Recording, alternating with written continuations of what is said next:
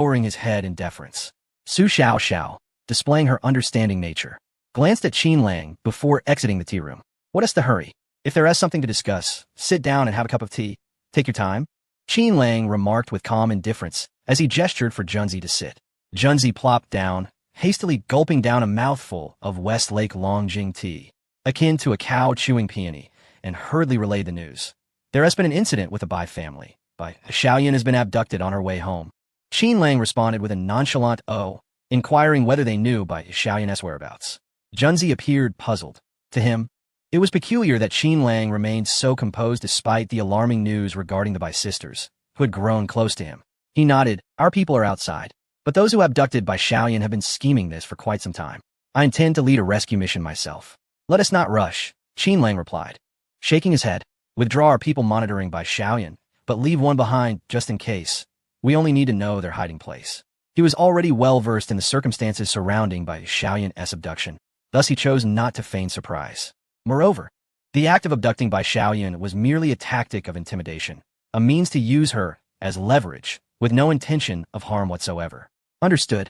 I will make the arrangements immediately. Despite his lingering confusion, Junzi would not dare to contradict Qin Lang's wishes. He was Qin Lang's trusted confidant, not a bodyguard for the Bai family, and thus saw no reason to concern himself with matters beyond his purview. Another day passed uneventfully. As the time to attend the summit gathering approached, Junzi was already waiting outside the villa. Standing at the door, Qin Lang was met with Su Xiao, like a devoted housewife, was adjusting his collar while anxiously advising, Young master, you must be careful outside and not stray too far from Brother Junzi. I have warned Yifeng, but I still fear he might attempt something to harm you. Ding! The luck of Yifeng has diminished by 500 points. Congratulations to the host for obtaining 5,000 points of villainous fate. Qin Lang affectionately ruffled Su Xiao's hair, sensing her genuine concern for his safety. Touched, he leaned down and placed a gentle kiss on her lips, reassuring her, don't worry, stay at home and be good while I'm away. Su Xiao responded with a soft hum, her gaze fixed on the disappearing Maybach that carried Qin Lang, lingering long after it had vanished from sight. The Summit International stood proudly in Tianhai City, a towering landmark of 100 floors, where luxury cars flowed continuously. Dressed in a sleek black suit, Qin Lang encountered Mu Yuyan, elegantly adorned in a flowing blue evening gown that swayed gracefully, her crystal heels sparkling like a princess of the European royal court, exuding an air of noble elegance. I thought you weren't coming, Mu Yuyan said, stepping forward to link her arm with Qin Lang's. To dispel any misunderstandings, she added, at this gala, everyone has their partner. I don't wish to be surrounded by unfamiliar faces. Isn't that obvious? You are my girlfriend. How would you be with other men? Qin Lang replied with a scoff, adding, if I see anyone harboring ill intentions towards you, I'll smash their heads. How uncouth. Mu Yuyan rolled her eyes playfully, feigning disdain. Strangely, had she heard such words from Qin Lang before, she would have likely kicked him away, eager to distance herself from his arrogant demeanor. Yet now, she found his possessiveness rather appealing. As they strolled through the crowd, hand in hand, acquaintances approached to clink glasses and engage in brief conversations. Some harbored ulterior motives, while others sought collaboration. Mu Yuyan was gracious, nodding in acknowledgement and keeping discussions to a minimum. In business, one cannot operate in isolation, especially with Qin Lang by her side. Who would dare to trouble her? Those second-generation heirs were likely courting disaster. Did they not know that Qin Lang was one of the top-tier rascals in the capital? Who was that guy? He sounds so close to Mu Yuyan, yet I've never seen him before. Where did he come from? Shoo! Watch your words. Be careful not to attract unwanted attention. That is President Mu's fiancé from the capital. He is not someone to offend. Nonsense. Just because he is from the capital doesn't make him superior. Tianhai City is no pushover. Even a dragon must tread carefully here. I refuse to believe in such superstitions. He was invited by young Master Tang. If you doubt it, go and test it for yourself. Do not say, I did not forewarn you, for he is from the esteemed Qin family of the capital. The very same family that often graces the capital broadcast. The wealthy second-generation heir, who originally intended to provoke trouble, inhaled sharply, his body trembling in fear. The Qin family? The one featured on the capital broadcast? Goodness, what brings such a formidable figure to Tianhai City? To bully the weak? Though Tianhai City is prosperous, it pales in comparison to the international metropolis of Yanjing. How could a top-tier aristocratic family from the capital possibly venture to Tianhai City? Even young Master Tang, who faced defeat in the family succession battle, would not be someone they could afford to offend, let alone Qin Lang. Several second-generation heirs with designs on Mu Yuyin dared not stir trouble, yet their hearts were filled with curses directed at Qin Lang. Unbeknownst to them, Qin Lang was not just a member of the Qin family. He was the direct descendant, the sole heir destined to inherit the family legacy. Had they known this, they would have hardly dared to harbor such intentions. They would have long since approached him to curry favor. Chapter 30. What if it happens again? Sometimes, having a background that is too powerful is a form of helplessness. Qin Lang mused to himself. In such grand occasions and gatherings, if it were the favored child of destiny present, he would surely be approached by a few oblivious wealthy heirs seeking to provoke him.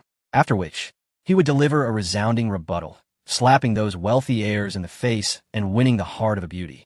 But here, even while embracing a stunning beauty like Mu Yuyan, not a single person dared to challenge him, nor was there even a hint of retort. They provided him not even a sliver of an opportunity to display his prowess. Qin Lang lamented, "What use is this background to me? What significance does this handsome visage hold?" Mu Yuyan turned her head, casting a speechless glance at him, questioning his shamelessness. Were you not simply blessed with a good father? She nearly voiced this thought, but recalling Qin Lang's smug expression upon hearing such a statement, she hesitated, the corner of her mouth twitching as she refrained from uttering the compliment. "Young Master Qin, your presence graces us, illuminating our humble abode." In the distance, Tang Tianpei, embracing his female companion, was surrounded by numerous socialites who flocked to him. In the eyes of these socialites, Tang Tianpei was far superior to those wealthy heirs. They scarcely considered their backgrounds. After all, he hailed from the renowned Tang family of Yinjing, even if he could not inherit the family business. The meager assets he possessed were beyond the reach of the wealthy heirs of Tianhai City. Naturally, the socialites would rally around Tang Tianpei. Upon witnessing Tang Tianpei's cordial demeanor towards Qin Lang, their curiosity was piqued. "Young Master Tang, who is this handsome gentleman?" Tang Tianpei, still with his arm around his companion, readily introduced, "This is young Master Qin. We once mingled in the circles of Yinjing. Alas, I find myself truly down and out in Tianhai City now. But young Master Qin has come here solely to win the heart of a beauty." Wow. Having mingled in Yinjing's circles alongside Tang Tianpei, and from the tone of his words, it was clear that his background was hardly inferior to that of the Tang family. Most importantly, Qin Lang was not in a state of decline. He had merely come to Tianhai City for his pursuit of romance. Such a splendid opportunity. How could the socialites possibly miss it? Each one eagerly approached to offer a toast, infused with enthusiasm. Setting aside family backgrounds, in terms of appearance and physique, Tang Tianpei was utterly eclipsed. Even amidst the entire gathering, Qin Lang, with his outstanding external attributes, undoubtedly stood out. Handsome, wealthy, and well-connected. Who else could be a golden son-in-law, if not him? With someone like Qin Lang around, who would have the leisure to pay attention to Tang Tianpei? "Mr. Qin, Tianhai City is home to many renowned landmarks. We should explore them together sometime. Mr. Qin, the breakfast stall beneath my apartment serves famous local delicacies. You are welcome to my home for breakfast tomorrow morning. Mr. Qin, you are truly handsome. Do you have a girlfriend? May I get to know you? Perhaps share contact information? And me, I too wish to have Mr. Qin's contact details." These socialites, often referred to as the ambience creators, play a pivotal role in enlivening the atmosphere of the event. Perhaps they are not of noble descent, yet their discerning taste is unequivocally distinctive. They would hardly give a second glance to anyone who does not embody the handsome, wealthy archetype. Being surrounded by such a multitude of socialites is indeed a testament to one's status. As the praise for Qin Lang flowed, Tang Tianpei, trailing behind, added, "Mr. Qin truly possesses an irresistible charm. The moment he arrived, all the beautiful women flocked to him." Qin Lang maintained a composed smile, accustomed to such attention. Behind the scenes, however, he reciprocated the flirtation in the shadows, engaging in a subtle interplay of glances.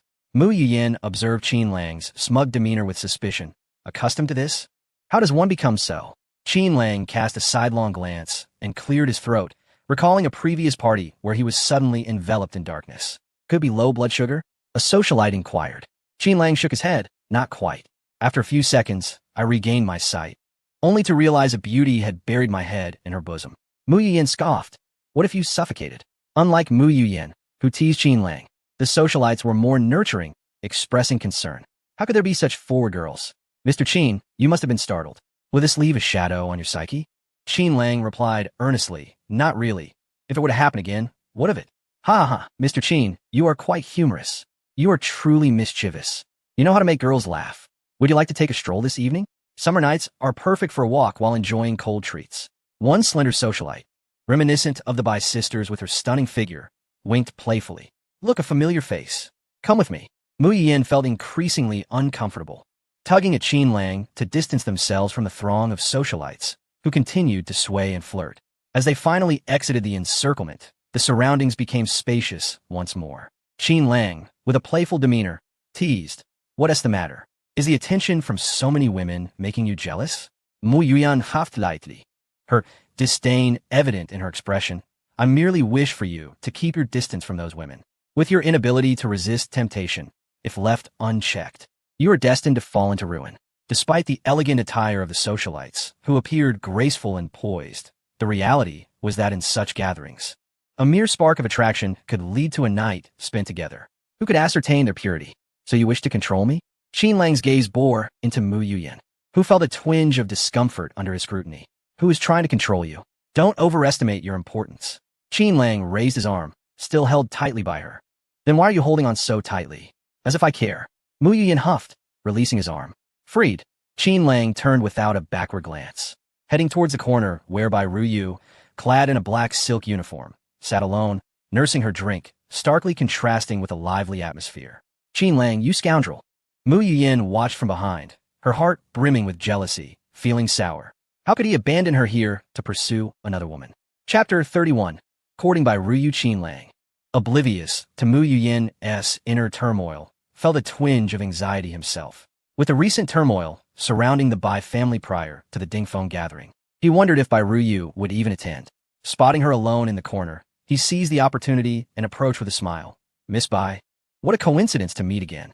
Bai Ruyu furrowed her brow, recognizing him as the visitor from the other day. A fleeting smile graced her lips as she nodded, quickly diverting her gaze. Engaged in her own turmoil, with her sister missing and no leads to be found, her heart was an inferno of anguish.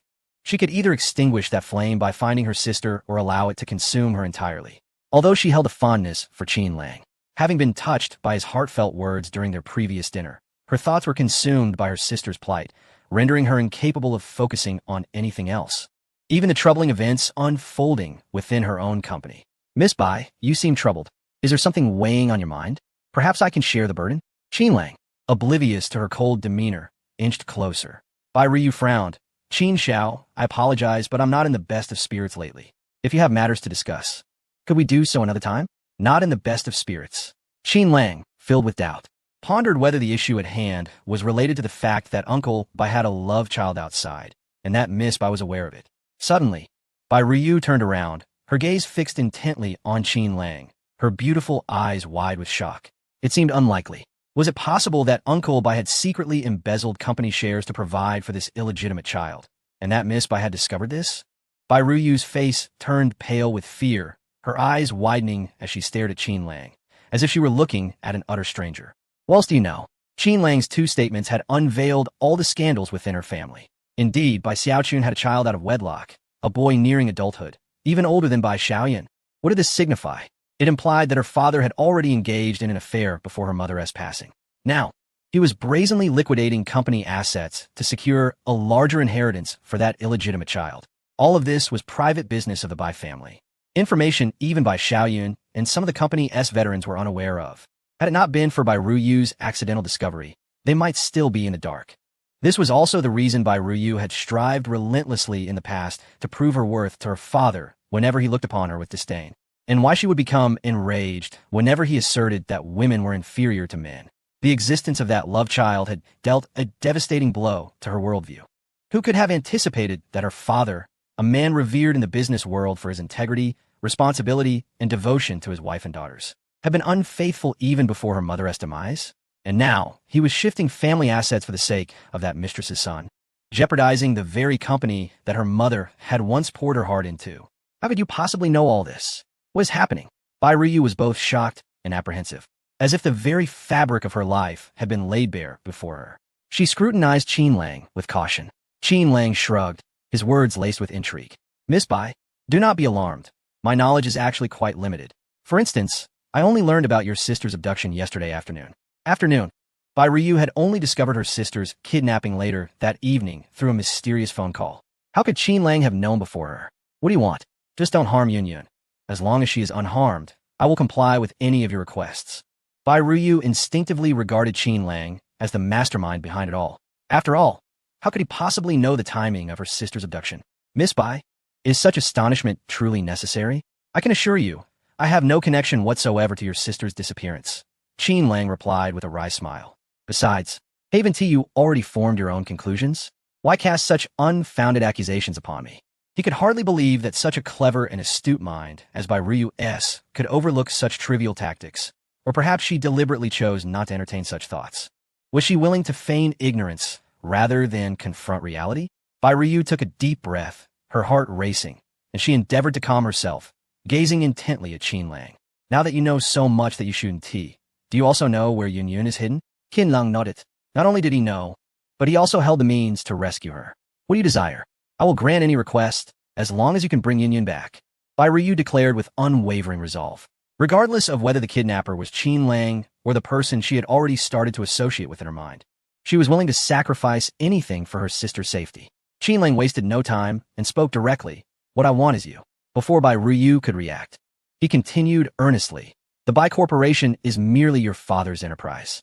No matter how hard you strive or how much you prove yourself, you will ultimately be overshadowed by your father's obstinacy. If your father truly intended to hand the company over to you, he would not have withheld power for so long. He would not, at such a critical juncture, brazenly begin cashing out company stocks. Why? Because he believes that his son cannot compete with you. Should he withdraw, his son might emerge with nothing in the struggle for power against you. Hence, he opts to liquidate assets and secure some tangible wealth for his son. Despite Bai Ryu's seemingly frail demeanor, she was in fact a formidable force in the business world, making decisions swiftly and decisively, even more ruthlessly than some burly men.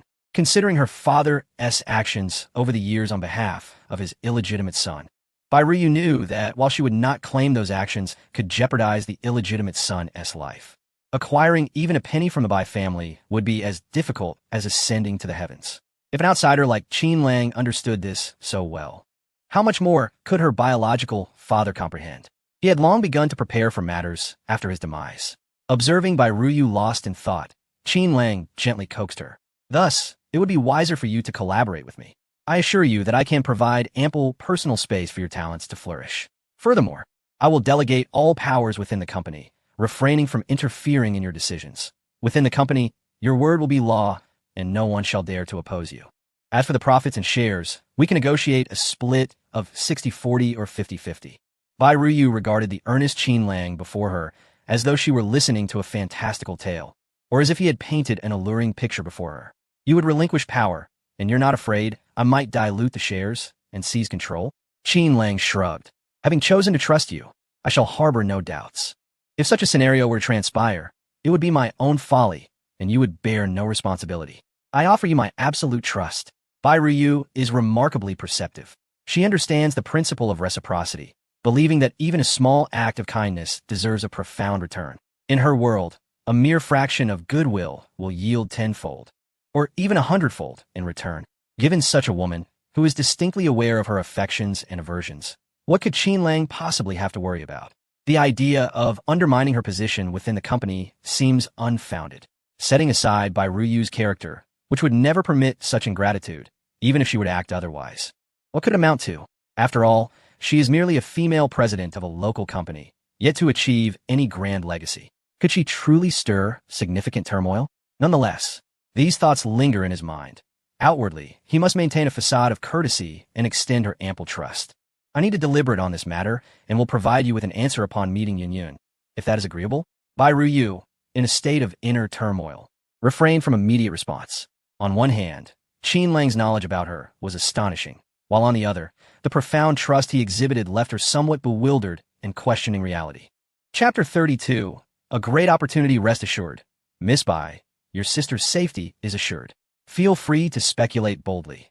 In this world, anything is possible, and with experience comes understanding. Qin Lang gently patted Bai Ryu's shoulder, offering a soothing reassurance. He did not make his intentions explicit, but rather guided her thoughts in that direction. Since they had already begun to make overtures, why not seize this moment to further expand the existing rift within the Bai family? After all, how else could Bai Ryu be compelled to make a resolute decision? How do you know so much about my family? Bai Ryu scrutinized him cautiously. Qin Lang, unfazed, replied. Your commercial acumen is truly impressive, Miss Bai. I have taken a keen interest in collaborating with you, and thus, I have paid close attention to your endeavors. It seems fortuitous that I stumbled upon this situation. Bai Ryu, not one to display feminine hesitance, expressed a sense of urgency. May I meet Yin soon? The sooner I see her safe and sound, the sooner I can make my decision. Qin Lang nodded. Certainly, tonight you will be reunited with her. However, I must caution you against haste. Accompanying me could lead to complications. It will be wiser for you to wait here. Observing her eagerness, he felt compelled to remind her of the burden she would be carrying. With that, he turned and exited the venue, disregarding the inquiries from Mu Yuyan, and proceeded straight out the door. In the rear seat of the Maybach, he promptly expended 32,000 points of villainous fate to elevate his physical prowess to 100. System panel. Character, Qin Lang. Age, 25. Physique, 100. Charm, 98. Fate of the villain value, 21. 800. Skills, Affinity 8. Group Affinity 80. Advanced Piano Techniques, Advanced T-Art. Advanced Aesthetics. Store. Opening Lottery Center. Opening, each lottery consumes 100 Fate of the villain value. System Backpack. 1 photo album of Aunt Shio. 1 pack of Qing foam tissues. 1 photo album of Ms. Bai. 1 electric medical device. Having adapted to the sudden surge in physique, Qin Lang calmly addressed Junzi, instructing him to evacuate those stationed outside and simply escort him to the designated location. Meanwhile, in the hideout of the kidnappers, the room was eerily quiet, occupied only by Bai Xiaoyan. She sat curled up in a corner, anxiously hugging her knees, her cherubic face streaked with tears, her petite frame trembling uncontrollably. She had been abducted, and only moments ago, those ruffians had attempted to torment her. How terrifying! She had always been the cherished princess of the Bai family, coddled to the point of fragility. When had she ever found herself in such a dire predicament? It felt as though she had been cast into a den of wolves, surrounded by predators ready to devour her at any moment. Fortunately, a woman clad in black leather had intervened earlier, although Bai Xiaoyan had not seen her face clearly. The woman had fiercely reprimanded the vulgar kidnappers, preventing them from laying a finger on her. Fear, trepidation, and a sense of injustice welled up within Bai Xiaoyan, intensifying her sorrow. Just as she was about to succumb to despair, the door to the room swung open. Curiously, she lifted her head, only to be met with a familiar and handsome visage. "Brother," she exclaimed, hastily rising to her feet and stumbling into Qin Lang's embrace. Her tear-filled eyes brimmed with distress. "Brother, those wicked men are so terrifying. You're here to rescue me, right? Please take me away." Qin Lang felt as though he had collided with 2 large inflatable balls, the impact shocking him momentarily. Yet, with a tender gesture, he gently stroked Bai Xiaoyan's head, assuring her, "Do not fear. Now that I am here, I shall ensure your safety." He patted her head softly, soothingly declaring, "Fear not, wherever you may be, whoever may threaten you, as long as I am here, they shall never dare to bully you."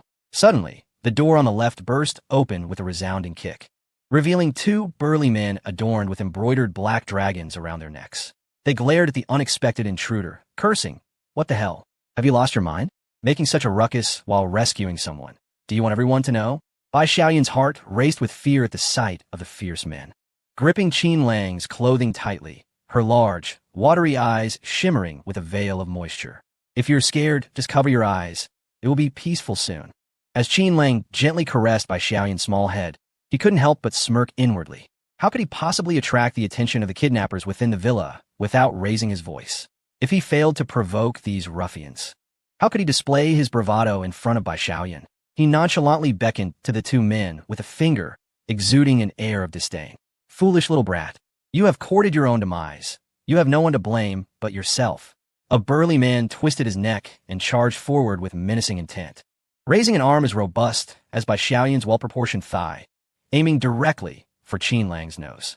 The ferocity of the attack caused Bai Xiaoyan to instinctively shield her face with her hands. Crack! Accompanied by a sharp sound, a gut-wrenching scream echoed through the air. Qin Lang gripped the man's arm with one hand, effortlessly redirecting his force. With a swift maneuver, he pulled down while driving his knee upward, striking at the joint. And in an instant, the man's arm was shattered. Chapter 33. The clever military brother. Ah, my hand. Bastard, I will take your life. The man howled in agony, attempting to kick Qin Lang in retaliation. Yet his speed was no match for Qin Lang, whose physical prowess was an astounding level of 100. With a kick of his own, they collided. With a dull thud, the burly man was sent skidding across the ground. A closer inspection revealed a bulge at the knee of his dress pants. A grotesque deformation caused by a dislocated bone. Had his leg not been encased in fabric, the scene would have been horrifically bloody. The commotion immediately drew the attention of all the kidnappers inside the villa. However, it was not merely a group of kidnappers. It was the Black Dragon Society that had taken notice. This location served as one of their strongholds, and Bai Xiaoyan was merely a temporary captive. A swarm of members from the Black Dragon Society rushed in, revealing no fewer than a dozen fierce enforcers. This kid has something amiss. He's armed. One of the first burly men to enter felt a chill run down his spine as he glanced at his unconscious comrade. Gritting his teeth, he rallied his companions, declaring that they could not allow this man to abscond with Bai Xiaoyan. That was a substantial sum of money. If they could hold her for the requisite time, a lucrative reward awaited them. How could they stand idly by while she was taken? The group of enforcers, eyes filled with malice, closed in on Qin Lang, wielding batons and hefty machetes, typical weapons of their trade. As long as they did not act recklessly, they could incapacitate him without causing fatal harm. A simple task indeed. However, amidst this overwhelming odds, an unexpected scene unfolded. Instead of remaining stationary and awaiting the enforcer's advance, Qin Lang boldly approached them. With one hand, he seized a baton from the nearest enforcer, employing sheer brute force to wrest it from his grasp. The strength of his grip was such that the enforcer stumbled forward, only to be met with a vicious strike to the forehead from his own weapon, rendering him unconscious and sprawled upon the ground like a lifeless dog. You dare to challenge us. Even my own people dare to kidnap me. Today, if I, Qin Lang, do not teach you a lesson, you will truly forget your own names. Qin Lang wielded a baton with the ferocity of a legendary warrior, exuding an indomitable courage. His speed was astonishing. As soon as the baton descended, one henchman would be struck directly on the forehead, or another would crumple to the ground, his shoulder shattered. A swift kick to the abdomen sent another flying out of the encirclement. His strength was so formidable that it surpassed the combined might of all these thugs. This was not a case of kidnappers bullying Qin Lang. Rather, it was Qin Lang single-handedly driving a group of kidnappers into submission. Amidst the pitiful cries, Bai Xiaoyan gazed through the gaps between her fingers at the invincible Qin Lang, her idealized prince, charming, merging seamlessly with his impressive physique in her mind. Already mesmerized by Qin Lang's striking appearance, the scene unfolding before her left no room for any other thoughts. Her entire mind, chest, and body were utterly consumed by the presence of Qin Lang. Let us go, Qin Lang said, gently taking Bai Xiaoyan's fragile hand and leading her out through the doorway. In the corridor, members of the Black Dragon Society attempted to block their path, but with a single swing of his baton, one fell incapacitated. Another thug rushed out from a side room, only to be sent back where he came from with a forceful kick. The villa was teeming with members of the Black Dragon Society, serving as a stronghold, and the sheer number of them was evident. Even a soldier of elite caliber would find this place a perilous den, fraught with danger. Yet, Qin Lang strolled through the corridor as if it were a leisurely walk in the park, exuding a sense of calm and ease. What does a constitution of 100 signify? The average person possesses a constitution of around 10, while 20 indicates extraordinary strength, equivalent to the combined power of two individuals manifesting in one. If a man with a constitution of 20 faced two men with a constitution of 10, would it be a fair match? No, it would be a massacre. With doubled physical attributes, all aspects of his body had seen exponential growth, rendering any equivalent number of opponents utterly inadequate to contend with him. Let's not even mention the current Qin Lang. Facing this group of thugs was akin to encountering a gaggle of babbling infants, insignificant and easily crushed. His path remained unobstructed. Upon reaching the entrance of the villa, there were no more obstacles. Behind him lay a scene of chaos, with fallen members of the Black Dragon Society scattered everywhere, their cries echoing in despair. Is this what one would call a ruthless kidnapper? Qin Lang tossed the baton into the villa's living room, shaking his head in disdain. He led the dazed Bai Xiaoyan, who was lost in admiration, oblivious to her surroundings, away from the stronghold. It was only after they had walked a considerable distance and reached the roadside that they entered the waiting luxury of a Maybach. As he gazed back at the brightly lit villa, a sense of anticipation stirred within him. Having dismantled a stronghold of the Black Dragon Society, he wondered if they would simply let it go without retaliation. Moreover, his earlier arrogance was evident as he repeatedly proclaimed his name. And considering the presence of cameras within that villa, it is clear that he could easily be traced. Qui you? Huh. It seems that this protagonist doesn't need to seek him out at all. Rather, he will be the one pursued, with a sense of ease and delight. Qin Lang felt Bai Xiaoyan tugging at him from beside. Instinctively, he turned around to find a delicately charming face leaning in, her rosy lips leaving him no chance for contemplation as they pressed against his own. Bai Xiaoyan was utterly captivated. Her mind and heart were completely filled with Qin Lang's actions from today. She was convinced. Qin Lang was her Prince Charming. She was willing to be his devoted admirer for life, exclusively his. The sensation of their lips meeting was sweet, akin to cotton candy, enchanting and utterly irresistible.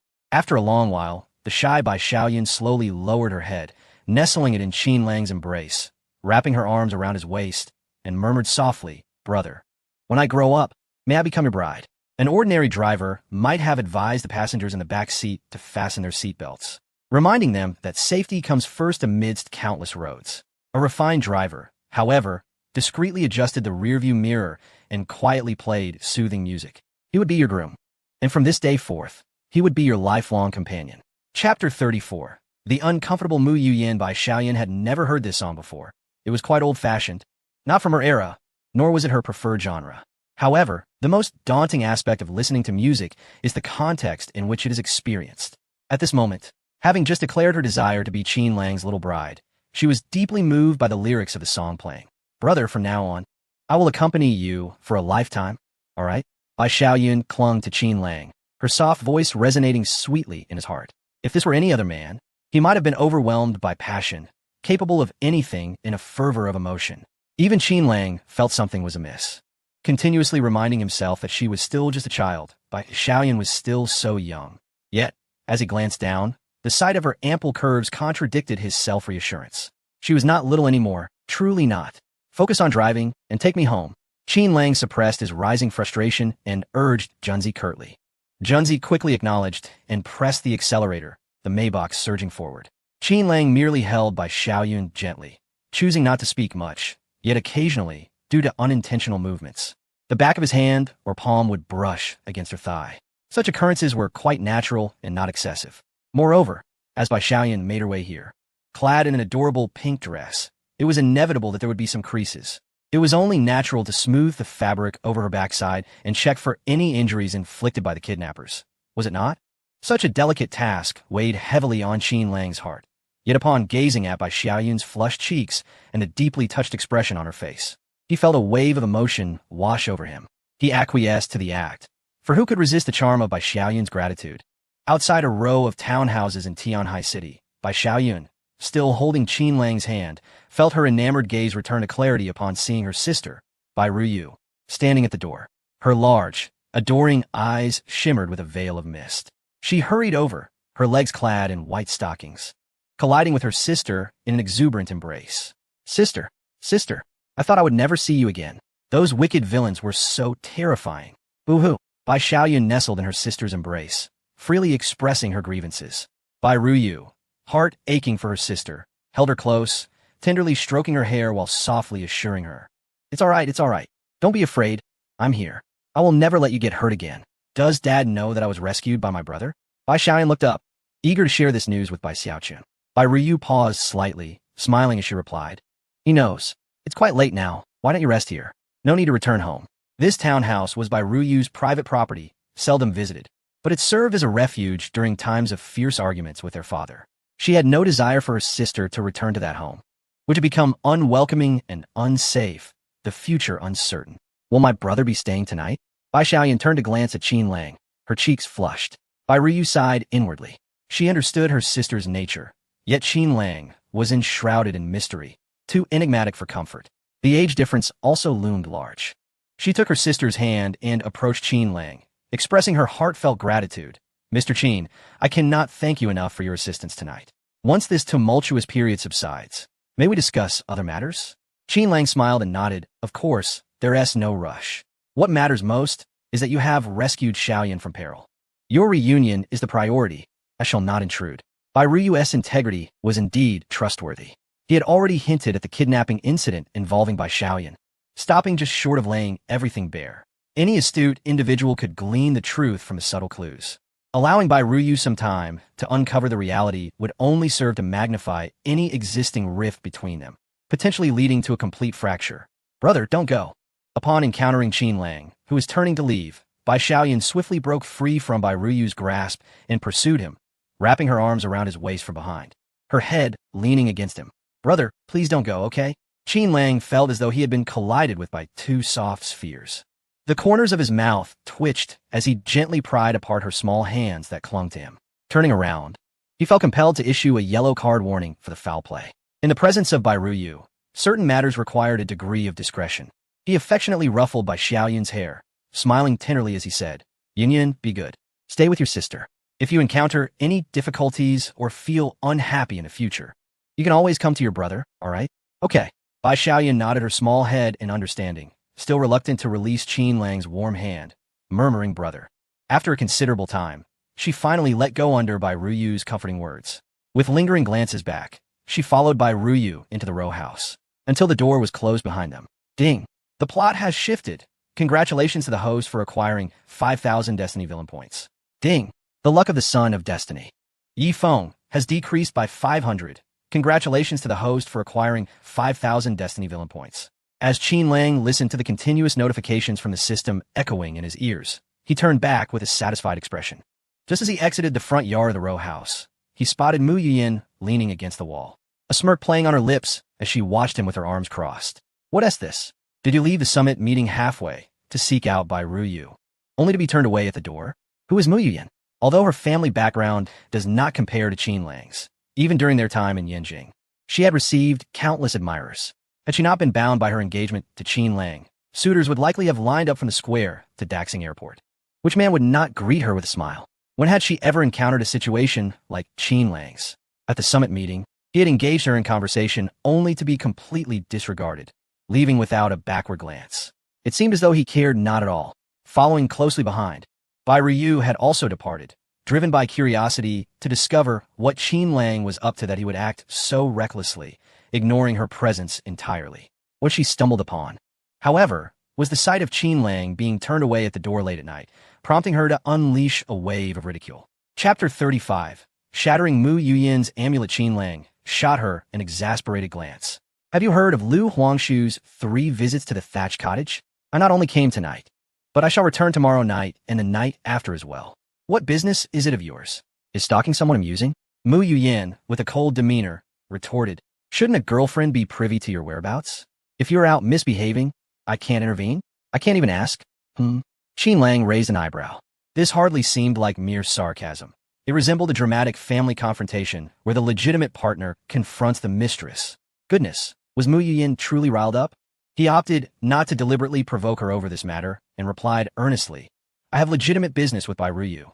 The new company requires someone capable to manage it, and she's quite suitable.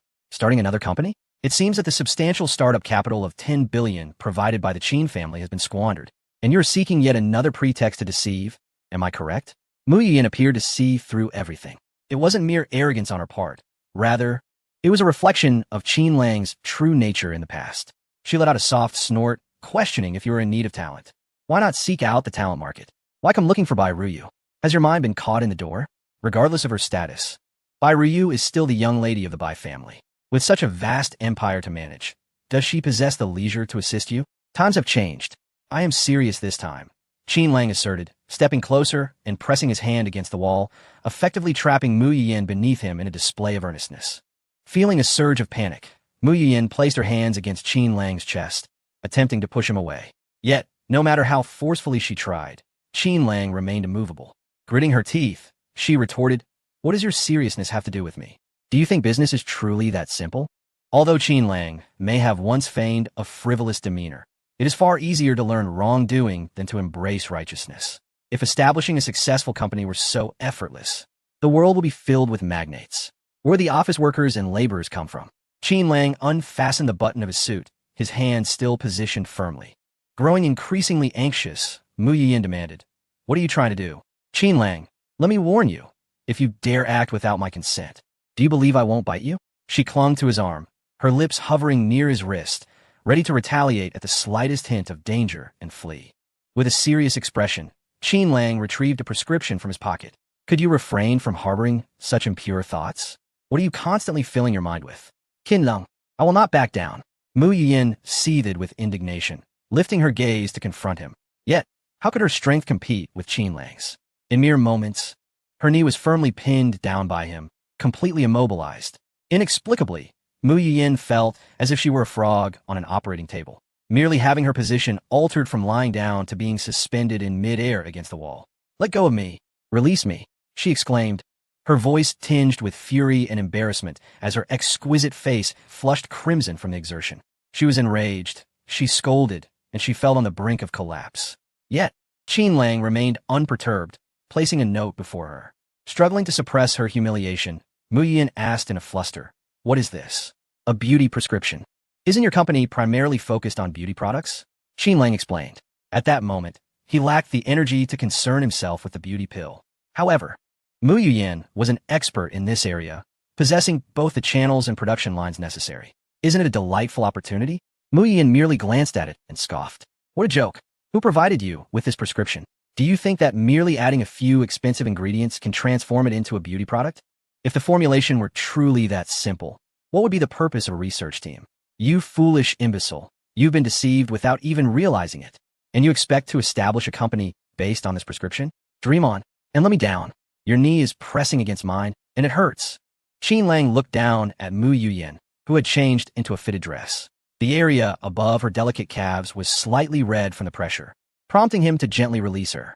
He said earnestly, "You needn't concern yourself with whether I've been duped. The prescription is right here.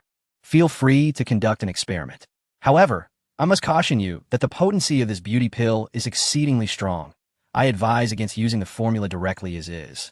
It will be best to dilute it several dozen times." The prescription he presented was certainly not an exact copy from the system's inventory, but rather a version he had diluted 100-fold. A beauty pill concocted according to this formula would not lead to injuries healing at a visibly accelerated rate. Nevertheless, compared to standard beauty products, it remained rather potent, and the specifics of dilution would require Mu Yuyin's expertise to finesse.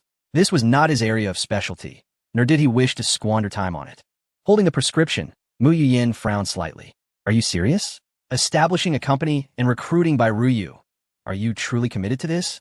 She had initially thought Qin Lang had come here for flirtation, but it seemed she had misjudged the situation. Does it matter whether it's true or false? Just follow my instructions. The rest is inconsequential.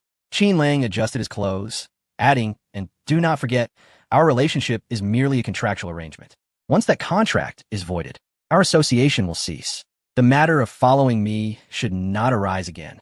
This romantic game had undoubtedly ensnared Mu Yuyin. Yet, amidst the blurred lines of reality and illusion, perhaps a deliberate act of forgetfulness on her part, he found it necessary to remind her, shattering that fantasy. It was a delicate balance of truth and deception. When Mu Yuyin became ensnared in her own delusion, Qin Lang slapped her awake.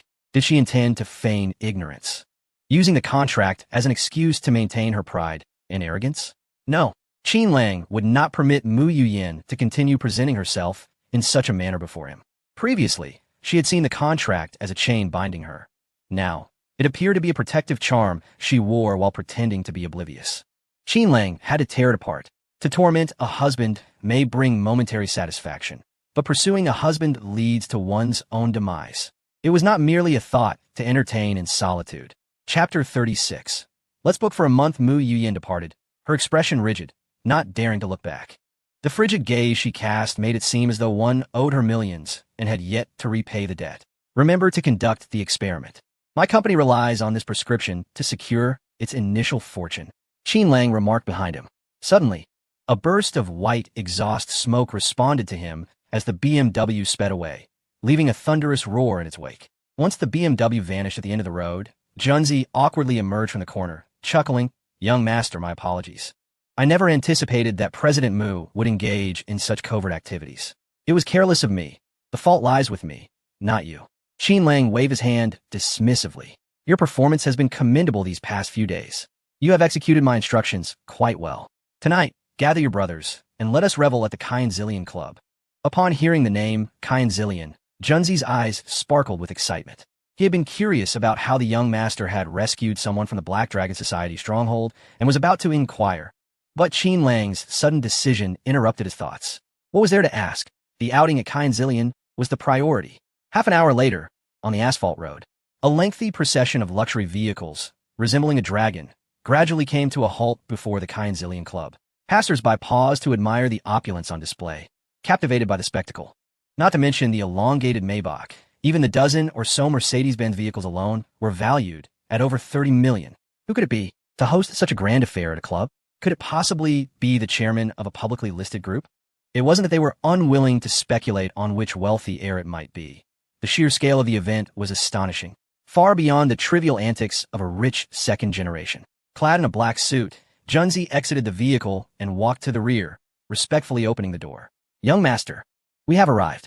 Only then did Qin Lang slowly step out. The moment his visage appeared, onlookers, including the receptionist and technician from the Zillion Club who had rushed out, were left in awe. Oh my heavens! How handsome! Who is this young master? He is extraordinarily good-looking. And what a luxurious convoy. He smiled at me. I might faint. What if he requests a special service? Should I agree or proactively offer my services? This is too extravagant. Dozens of luxury cars and over 40 bodyguards. And he is so young. I only applied light makeup tonight. No, I must return a touch-up. Amidst gasps of admiration, Qin Lang, escorted by 2 bodyguards, entered the grandiose hall of the Zillion Club. The manager, adorned in a qipao, promptly approached him, courteously stating, "Welcome, esteemed guest. I am a manager of the Zillion Club. May I have the honor of serving you?" Those who manage such a lavish establishment are well-versed in the art of hospitality. The moment she beheld Qin Lang, it was not merely the imposing presence of his bodyguards that struck her. His understated yet elegant suit and distinguished aura had already captivated her, prompting her to lower her own stature and humbly inquire, "What services do you offer?"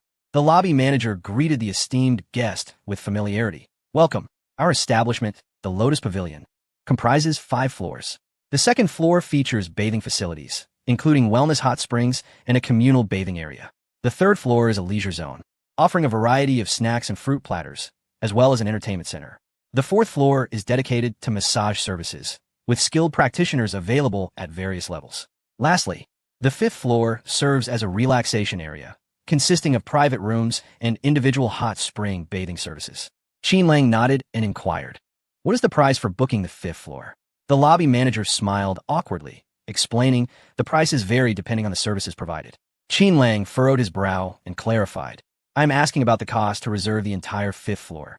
Startled, the lobby manager hesitated, but, sensing Qin Lang's authority, quickly responded, "It would require 600,000 for a single night." She had never encountered a request to book the entire 5th floor, and thus there was no set price. The quoted amount was based on the highest daily revenue achieved. 600,000 for one night? How exorbitant! Qin Lang exclaimed incredulously.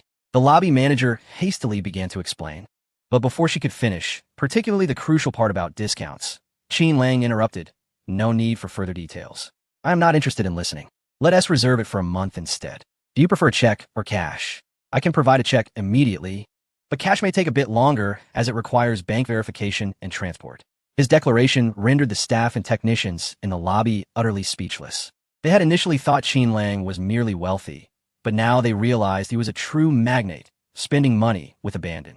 Amidst the astonished gazes of those around him, Qin Lang produced a checkbook and swiftly filled out a substantial amount, tearing off a page to hand to Junzi.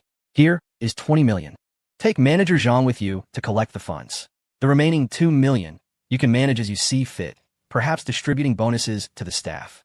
Junzi, holding the check, exchanged ecstatic glances with Manager Zhang.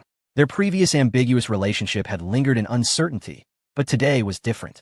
Qin Lang's presence and lavish spending had changed everything.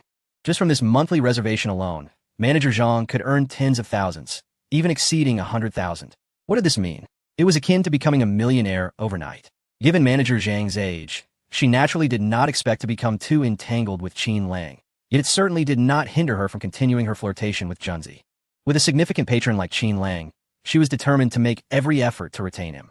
Her gaze toward Junzi became increasingly alluring, filled with unspoken promises. As dozens of bodyguards, embraced by the young technicians, ascended the elevator, there was an unmistakable sense of gratitude and loyalty in their eyes directed towards Qin Lang. Did they truly believe Qin Lang was so frivolous as to squander 20 million merely for show? He was not so foolish. In recent times, especially with the bodyguards outside of Junzi, they have been tirelessly shadowing and surveilling, fearing even the slightest miss of significant information. Although their remuneration is substantial, the intensity of their work is indeed daunting, and it is likely that they have long felt discomfort within. At such times, it is essential to provide adequate reassurance. Simply offering money? That is not an option. Not everyone possesses the same loyalty as Junzi, whose dedication is commendable. Excessive remuneration often invites not unwavering loyalty, but rather insatiable greed. The principle of a grain of kindness breeds a pound of enmity is well understood by Qin Lang. Taking them out for some leisure, granting them ample respect, and providing additional bonuses. This is the true way to secure the loyalty of this group of bodyguards. Of course, the most crucial aspect is that Qin Lang knows who the mastermind behind Qian Jilian is. Chapter 37. The appearance of Qiu Jiu'er on the 5th floor of Qian Jilian. In the Emperor's private room, which spans over 150 square meters, the decor is both warm and luxurious, resembling the residence of a wealthy family rather than a mere private room in a club. It even boasts a private hot spring bath. Qin Lang, wrapped in a towel, reclines at the edge of a hollowed-out area by the bath, comfortably leaning back and savoring this moment of tranquility.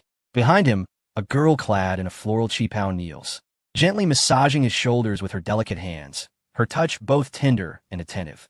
Accompanying him in the bath are two young ladies, both exquisitely shaped and approximately 18 or 19 years of age, one on each side, assisting in massaging Qin Lang's shoulders.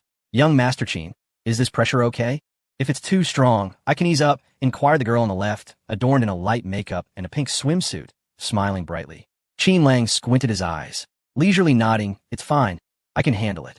Young Master Qin, you don't seem to be as delicate as you look.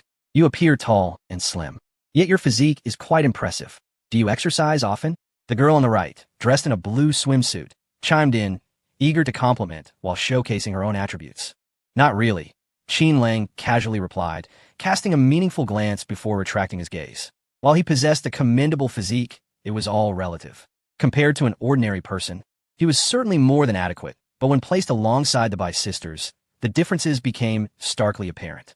Upon returning with Bai Xiaoyun in the evening, he had already endured countless collisions with the ball, and he had developed a certain immunity to the impact from the girl in the white swimsuit. Both were engaging in similar collisions, yet the girl here lacked the ferocity of Bai Xiaoyun. Young Master Qin, could you lift your legs? We've already massaged your arms. Let us assist with your legs as well, the girl in the pink swimsuit said, blinking playfully with a bright smile. Qin Lang opened his eyes in confusion, glancing from side to side. You too? Yes, what's the matter? Young Master Qin, is there anything we're lacking? We will strive to improve. Please don't replace us. The girl in pink pleaded with a pitiful expression. The girl in the white swimsuit also had reddened eyes. Young Master Qin, please don't change us. We can certainly make modifications. Whatever requests you present, we shall fulfill them. Two young ladies, with tear-streaked faces, appeared utterly aggrieved, as though they had encountered some grave injustice. Are they truly terrified of a monetary deduction? Perhaps not entirely. In the realm of delicate fingers and lotus blooms, only complaints from patrons would lead to such penalties. Similarly, should any other service be discovered, it would incur the same consequences. If Qin Lang were to invite these young ladies for a night of revelry, perhaps at a hotel, would they still maintain their pitiful demeanor? Cease your fanciful thoughts. It is merely the two of you. What reason is there to change companions without cause? A playful smile danced on Qin Lang's lips. The girl in the pink swimsuit pouted, coquettishly murmuring, what did Qin Xiao's expression just now signify? Does he find our service lacking? Qin Lang shook his head. Not at all. I merely questioned your numerical acumen. The girl in the white swimsuit retorted playfully. How could we be lacking in that regard? Qin Lang, with a mischievous grin, replied, isn't there still one person missing? Oh dear, Qin Xiao, how naughty you are! They exclaimed, as both girls seized the opportunity to nestle into Qin Lang's embrace, playfully chiding him. Ah, what a delightful predicament. Qin Lang felt as though he were bait, ensnared by a throng of octopuses. Although somewhat awkward and uncomfortable, adhering to his life's motto of neither initiating nor rejecting, nor taking responsibility, he refrained from pushing the girls away. Amidst the banter, a girl clad in a cheap out gracefully entered from the bathing area, joining the throng around Qin Lang. This harmonious scene ought to have been a spectacle for which one would pay to witness. However, the entrance of an individual into the private hot spring disrupted this idyllic tableau. The newcomer, adorned in a form-fitting black leather outfit that accentuated her enviable figure, approached with a hint of a smile, yet her eyes betrayed an icy detachment. As she sauntered closer, she incited the ire of the three girls encircling Qin Lang. "Who are you, and what brings you here? This is the Emperor's private suite. The door is closed. How did you gain entry? Did you steal a room card? Dare you offend Qin Shao? And we shall not hesitate to call the authorities." The trio, each taking turns, spoke fervently in defense of Qin Lang. The woman in black leather slightly inclined her body, settling on the steps of the bath, her cascading hair draping over her shoulder, regarding Qin Lang with a smirk. "Is this truly your taste, Qin Shao? Engaging with such girls, and you find this entertaining? Who are you insulting?" The girl in the pink swimsuit retorted fiercely. The woman in black chuckled as she removed a watch from her wrist and tossed it into the pool, declaring, "Take this watch and leave." "Oomph, who do you think you are? A mere watch to dismiss us?" The girl scoffed. "How valuable could a watch possibly be? Do not overestimate your significance." The three girls, all enamored with Qin Lang, grew increasingly intimate with him, though they did not speak of how long their association with Qin Lang might last. They believed that even a mere glimpse of him this evening would suffice for several years of contentment. Who would care about a watch? The girl in the pink swimsuit gazed at Qin Lang with a beaming smile, pondering the worth of such a shabby timepiece. "Isn't it true, Qin Shao?" Qin Lang nodded earnestly, affirming their sentiments. "Of course, it's merely a Patek Philippe, worth at most 8 million. What does that amount to?" With that proclamation, the three girls immediately plunged towards the watch's fallen position, frantically swimming to retrieve it. Once they secured the watch, they engaged in a spirited tussle until, under the cold gaze of the girl in the black leather, they reluctantly retreated. The bathroom fell silent, leaving only Qin Lang and the girl in black. She regarded him with a smile, remarking, "Qin Shao, your extravagance is truly impressive. First, you rescued Bai Xiaoyan from my Black Dragon Society, and now you've been lavishly spending at the Qianji Lian Club under our banner. Do you really believe the Black Dragon Society cannot contend with you?" Her voice was laced with laughter, yet her words were frosty and tinged with menace. The girl in black was none other than Xiao Jiu'er, the leader of the Rose Hall of the Black Dragon Society. Chapter 38. Intoxicated, no more drinking. Qin Lang nodded seriously. "I too feel that I may have overstepped. I didn't even offer a greeting. However, having concluded my business, I have come to you now. How about this, Hall Master Qiao? If you could temper your anger, I am open to discussion." "Very well."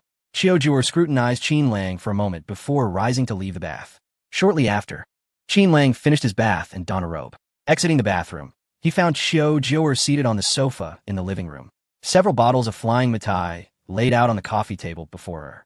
She casually invited, "Join me for a few drinks. If I manage to drink you under the table, we shall let this matter pass. Conversely, if you succumb first, you must unconditionally grant me one request." Having witnessed Qin Lang's prowess through surveillance footage, she was certain that a mere handful of elite enforcers from the Black Dragon Society could not fell him. The incident involving Bai Xiaoyan had already transpired. There was no turning back. Xiao Jiu'er never engaged in losses. If she could bind a master like Qin Lang or have him train the members of the Rose Hall, their combat capabilities would undoubtedly soar. As for eliminating Qin Lang, that thought had yet to cross her mind. In business, whether in the Black Dragon Society or the commercial realm, one never jeopardized their interests. Qin Lang stroked his chin, contemplating for a moment. "Drinking is not my forte, but having agreed, I cannot decline." Soon after, waitstaff from Qianji Lian brought in several appetizers. Qin Lang and Xiao Jiu'er began to drink together. Indeed, Hall Master Qiao had a remarkable capacity, consuming 2 liang of liquor without a hint of color change or breathlessness was truly admirable. With a slight flush of intoxication upon his face, Qin Lang marveled softly, simultaneously grasping a handful of peanuts to chew. Xiao Jiu'er, harboring a cold smirk within, mused that her capacity for liquor surpassed even that of the burly men from the Black Dragon Society, let alone Qin Lang. After merely a single drink, his countenance had turned crimson, clearly indicating he was of the type ill-suited for alcohol, which bolstered her confidence even further. "Young Master Qin, allow me to toast to you once more. Though a rift has formed between us regarding Bai Xiaoyan, one cannot deny your remarkable skills. Truly, a man of stature. A veritable bulwark against a multitude." Clang! A cup containing 2 liang of white liquor was downed in one gulp, and Qin Lang's complexion deepened in hue. After a brief pause, Qiu Jiu'er raised her glass again. Young Master Qin, do not merely indulge in the dishes. I wish to toast you once more. Moreover, I am rather curious. How did you come to know of Bai Xiaoyan's captivity? Could it be that there exists a traitor within the Black Dragon Society? Qin Lang's face reddened further as he drowsily swallowed another glass of liquor. A traitor? That I cannot disclose. However, I am privy to various tidbits of information within Tianhai City. You may regard me as an information broker. Should you seek any intelligence, I can certainly provide it, provided the price is right. Do you understand? No wonder. Qiu Jiu'er felt a jolt within her, increasingly regarding the man before her with significance. It appeared that Qin Lang's abilities extended beyond mere physical prowess to encompass other, deeply concealed talents. The allure of such an enigmatic figure urged Qiu Jiu'er to draw him closer to her side. At the table, there were no enemies. Moreover, as Qiu Jiu'er deliberately sought information, the two engaged as if they were familiar friends. Noticing Qin Lang had fallen silent, she lifted her glass once more. Young Master Qin, I toast you again. In this lifetime, I have the utmost admiration for men like you. Your prowess would make even the premier enforcers of the Black Dragon Society bow in deference. If only you would be willing to assist in training the members of my Rose Hall. I cannot drink any more. I am already intoxicated, Qin Lang mumbled, occasionally needing to rest his head on the table. Qiu Jiu'er chuckled inwardly. They had barely made a dent in the bottle of liquor. Young Master Qin, a man of your stature cannot possibly be daunted by a mere woman. With a combination of gentle persuasion and expert coaxing, Qin Lang grimaced, but ultimately raised his glass, taking several sips before finally swallowing. Excellent. Delightful. Qiu Jiu'er promptly followed suit, finishing her own drink. Young Master Qin, can you manage another? Shall I toast you once more? I cannot. I feel nauseous, he replied. This cup, I shall drink in respect. Truly, I cannot go on, he insisted. Perhaps we should cease here. It seems you are your limit. Limit? Nonsense. A man must never admit weakness in front of a woman. I'm still capable. I'm a bit tipsy. This is hardly the end. One more cup, and upon drinking it, I shall acquiesce to all your requests. Do not doubt my willingness to assist with Rose Hall. I am more than ready to serve as your enforcer. Change the cup. This one is too small. Forget it. What a hassle. I'll just grab a bottle to chug. Qin Xiao, why do I feel as if I've switched places? Nonsense. Aren't you sitting on the sofa? Qin Xiao, is there something pressing down on me? Where could that be? Your clothes are stained with wine. Master Qiu, this won't do. Drinking and fishing at the same time? Let me help you change. It was a splendid night, dragging on at an excruciating pace. The following morning, the first rays of sunlight cascaded upon the floor-to-ceiling windows of the Emperor's private room, illuminating the disheveled, circular bed and its covers. A female member of the Rose Hall entered, surveying the chaos within the suite, her heart racing as she approached the bedroom. Upon seeing the young lady nestled beneath the quilt and the black leather jacket strewn carelessly on the floor, a pang of anxiety gripped her heart. Young mistress. Her voice trembled with urgency. You saw nothing, understood? Qiu Jiu'er's voice was frigid as she leaned against the headboard, the quilt draped over her, her gaze somewhat dazed. The woman nodded hastily. Young mistress, Qin Xiao. He just left Qian Julian, along with that group of bodyguards. Qin Lung. Recalling the events of the previous night, Qiu Jiu'er felt her indignation erupt within her like a volcano. Dumb Qin Lung. You scoundrel. How could you feign drunkenness to deceive me, letting me lower my guard? How could such a shameless man exist in this world? All she desired was to leverage Qin Lang's value to bolster the strength of the Rose Hall. Yet this wretch deliberately pretended to be intoxicated, forcing her to drink excessively. Taking advantage of her inebriation, even with her trusted confidant at hand, Qiu Jiu'er found it impossible to seek assistance, unable to even ask her to remove the bedding. Given another chance, when Qin Lang suggested sharing a drink, she would undoubtedly dismiss his foolishness and smash the bottle over his head. Beast! Beast! This humiliating experience was, for Qiu Jiu'er, a fatal blow, shattering her pride into mere dust, her fury beyond expression. She longed to pin Qin Lang down and pound him mercilessly, even wishing to stomp on his head afterward. Yet that would still not suffice to quell her anger. Chapter 39. A Bountiful Harvest Master. The president wishes to speak with you. The woman from the Rose Hall retrieved her phone, bitterly amused. The young mistress and the president had never gotten along. Not only had they not met in person, but their phone contacts had also been blocked.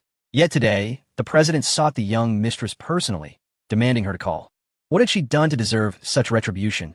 To witness this scene, Despite her grievances, she had no choice but to approach respectfully, holding out the phone. Xiao had no inclination to answer the call. Rolling her eyes, she declared, "Tell him I'm busy, I don't have time." The woman sighed. "The president said if you refuse to answer, he will come find you himself. Is he out of his mind? Coming to find me now?" If the current situation were to be unveiled, would she not be doomed? Should her father discover that she had been sullied by Qin Lang, he would not even bother with matchmaking. He would forcibly betroth her to another man. With her heart ablaze, Xiao answered the call, inquiring with irritation. "Is it too much to ask for some peace in the morning? If there's something to say, spit it out." The steady voice of a man resonated from the other end. "Is this how you speak to your father?" "Xiao, if you don't wish to listen, I shall hang up." Xiao scoffed. "I've already learned about last night's events at the hideout. Do not meddle in the affairs of the Bai family any further. Moreover, since Qin Lang has rescued someone, do not seek him out for trouble." "What? Not seek trouble with Qin Lang?" Xiao's fury surged once more. This was unacceptable. He had brazenly rescued someone on her territory, effectively slapping her face. If he could disregard her, then she certainly could not let this matter rest. She could not fathom why her usually uninvolved father would specifically caution her regarding Qin Lang. Yet, one thing was certain. This matter was far from over. She had never endured such humiliation in her life. How could she possibly suppress this rage? Xiao sighed. "Some individuals are not worth our ire. Qin Lang has substantial connections. Do not provoke him." Xiao chuckled. "Is that so? I had thought the esteemed leader of the Black Dragon Society feared him. Is the Black Dragon Society not the most formidable force in Tianhai City? How is it that you cannot even offend a wealthy, second-generation heir? Have you grown old and lost your courage? If your audacity has waned, perhaps you should hand the Black Dragon Society over to me. Under your stewardship is bound to decline." Xiao reprimanded. "Enough with your nonsense. Return to arrange a marriage. If you do not find a partner soon, do not be surprised if I reclaim the Black Dragon Society or even the Rose Hall. On what grounds? The Rose Hall is my labor of love. Should you dare to interfere within its ranks, I will not hesitate to confront you." Xiao exclaimed angrily. "Oh, you old fool. How can you speak like this? Do you not know what kind of temperament Jior possesses? If you push her too far, who knows what reckless act she might commit? Hand me the phone. I shall speak." From the other end of the line, Xiao's mother interjected with a gentle reprimand, taking over the call. "Jior, are you still there? It's Mom." "Yes, I'm listening." Xiao's fury dissipated considerably. Fang Chunhua spoke earnestly. "Jior, you are already 26. You're not a child anymore. Other girls your age have 2 children, while you have yet to even find a partner. Can you blame your parents for their concern? Jior, heed your mother's advice. Stop wandering aimlessly and return home. I have recently found a suitable match for you. He is 6 feet tall, handsome, and a high-achieving student who has returned from studying abroad." Upon hearing this, Xiao felt overwhelmed. No matter how assertive she was within the Rose Hall, when confronted with her family, especially her mother's incessant nagging, she was left utterly defenseless. Biting her lip, she stubbornly declared, "There's no need for a high achiever. I already have a boyfriend." "Really? Is that true?" "Jior, do not deceive your mother." Fang Chunyan's voice on the other end of the line was filled with excitement, and the faint sound of Qiu inquiring about the identity of the boy could be heard. "You know him. It's the one you fear, Qin Lang." Xiao scoffed inwardly. "Are you satisfied now?" "Impossible." Qiu seized the phone, incredulous. "How could Qin Lang possibly be involved with you? Does he not comprehend his own family background?" Xiao, filled with rage, retorted, "What do you mean? Are you suggesting I am unworthy of Qin Lang?" Qiu nodded. "Unworthy, without a doubt. However, since you claim this, it cannot be mere fabrication. What exactly transpired?" With a resounding slam, the phone was disconnected. More accurately, Xiao had shattered her phone in her fury. The conversation between father and daughter had crumbled. On the other side, Qin Lang, now back at the villa and seemingly ethereal, activated the system prompt. "Ding. The plot has changed. Congratulations, host. You have earned 2,000 Destiny Villain points." "Ding. The host has captured the female lead. Xiao. Congratulations, host. You have earned 50,000, 10,000, and 6 Destiny Villain points." Quietly reviewing the accrued Destiny Villain points, Qin Lang felt a surge of exhilaration. Goodness, capturing a female lead grants a staggering 50,000 points? Furthermore, that additional 6 implies their potential for continued accumulation of villain points. This is sustainable development. I'm about to strike it rich. Having amassed a considerable amount of Destiny Villain points, Qin Lang promptly purchased a slight enhancement in charm from the marketplace, opting to save the remainder for future upgrades. intending to utilize them all at once his physique enhancement was complete. Character, Qin Lang. Age, 25. Physique, 100. Upgrading, Charm, 99 Destiny Villain Points, 42,500 Skills, Affinity 8. Group, Affinity 80, Advanced Piano Skills, Advanced T-Art, Advanced Aesthetics, Marketplace, Open, Lottery Center, Open. Each lottery draw costs 100 Destiny Villain Points. System Backpack, 1 photo book of the Landlady, 1 pack of tissues, 1 photo book of Sister by 1 set of advanced medical tools. Although the charm had only been slightly enhanced, given the foundation of 98, Qin Lang felt as if he were undergoing a refreshing baptism. As Junzi entered the room, he momentarily appeared dazed upon seeing Qin Lang, quickly regaining his composure. Young master, you called for me? Qin Lang tapped his fingers lightly on the table, a smile playing on his lips. How did it go last night? Did you succeed? Junzi rubbed his palms together, grinning. Indeed, I succeeded. Thanks to you, young master. Otherwise, I would have been left dangling indefinitely. I must say, Manager Zhang is quite enticing. By the way, young master, regarding the Lotus Finger package, we cannot possibly visit every day for an entire month. I've already spoken with Manager Zhang.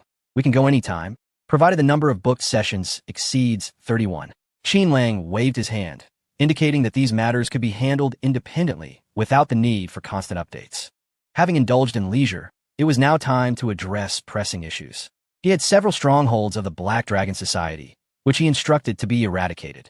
In the following 3 days, Junzi led his team, successfully dismantling 3 of the Black Dragon Society's bases, 1 each day. The number of captured members exceeded 30, and based on the severity of their crimes, each would face nearly a decade of imprisonment. This relentless assault effectively severed a limb from the Black Dragon Society. Xiao Jiu'er, already formidable in her demeanor, was unwilling to tolerate the repercussions of this unprovoked misfortune. She sought confrontation directly. Bang! The door was forcefully kicked open. Qi, flanked by dozens of burly enforcers from the Black Dragon Society, entered with a menacing presence. These were the elite of the organization, scarred from countless battles. Their mere aura could intimidate the faint-hearted. Had Su Xiaoxiao not been preoccupied at the orphanage, she would surely have been alarmed by such a display. What was the meaning of this commotion? They arrived with such a retinue to protect me that I felt rather embarrassed. Qin Long Chuklet, Gestuting Tu Qiyu Yuat, who donned a flowing black gown. No need to linger outside. Come in and enjoy a drink. Qin Long. Xiao Jiu'er's voice was frosty. Do not feign innocence. You know precisely why I am here today. Is it necessary for us to be so distant given our relationship? Qin Lang shot her an exasperated glance. There is no need for your entourage to join us. They can wait outside. If not for wine, then perhaps a cup of tea. Miss, the bodyguards chorused loudly, their gazes towards Qin Lang filled with hostility. Xiao Jiu'er frowned and waved her hand dismissively, instructing them to remain outside. I will call for you if needed. She followed Qin Lang upstairs to a serene tea room. Qin Lang personally prepared the tea, performing the intricate 12-step tea brewing process with exceptional skill. The fragrant aroma of the freshly brewed Longjing tea wafted through the air, gradually calming the tempestuous emotions within Xiao Jiu'er. As she observed Qin Lang savoring his tea with a tranquil expression, her frustration surged anew, overshadowing the moment's serenity. She felt wronged, having yet to retaliate for her grievances, only to be further insulted by Qin Lang. With a voice laced with indignation, she challenged, Qin Lang, are you not going too far? I have yet to settle the score for that night, and your people have audaciously raided 3 of my Black Dragon Society's venues. What is your intent? Are you declaring war on us? Setting down his cup, Qin Lang smiled, expressing disinterest in engaging in conflict with the Black Dragon Society.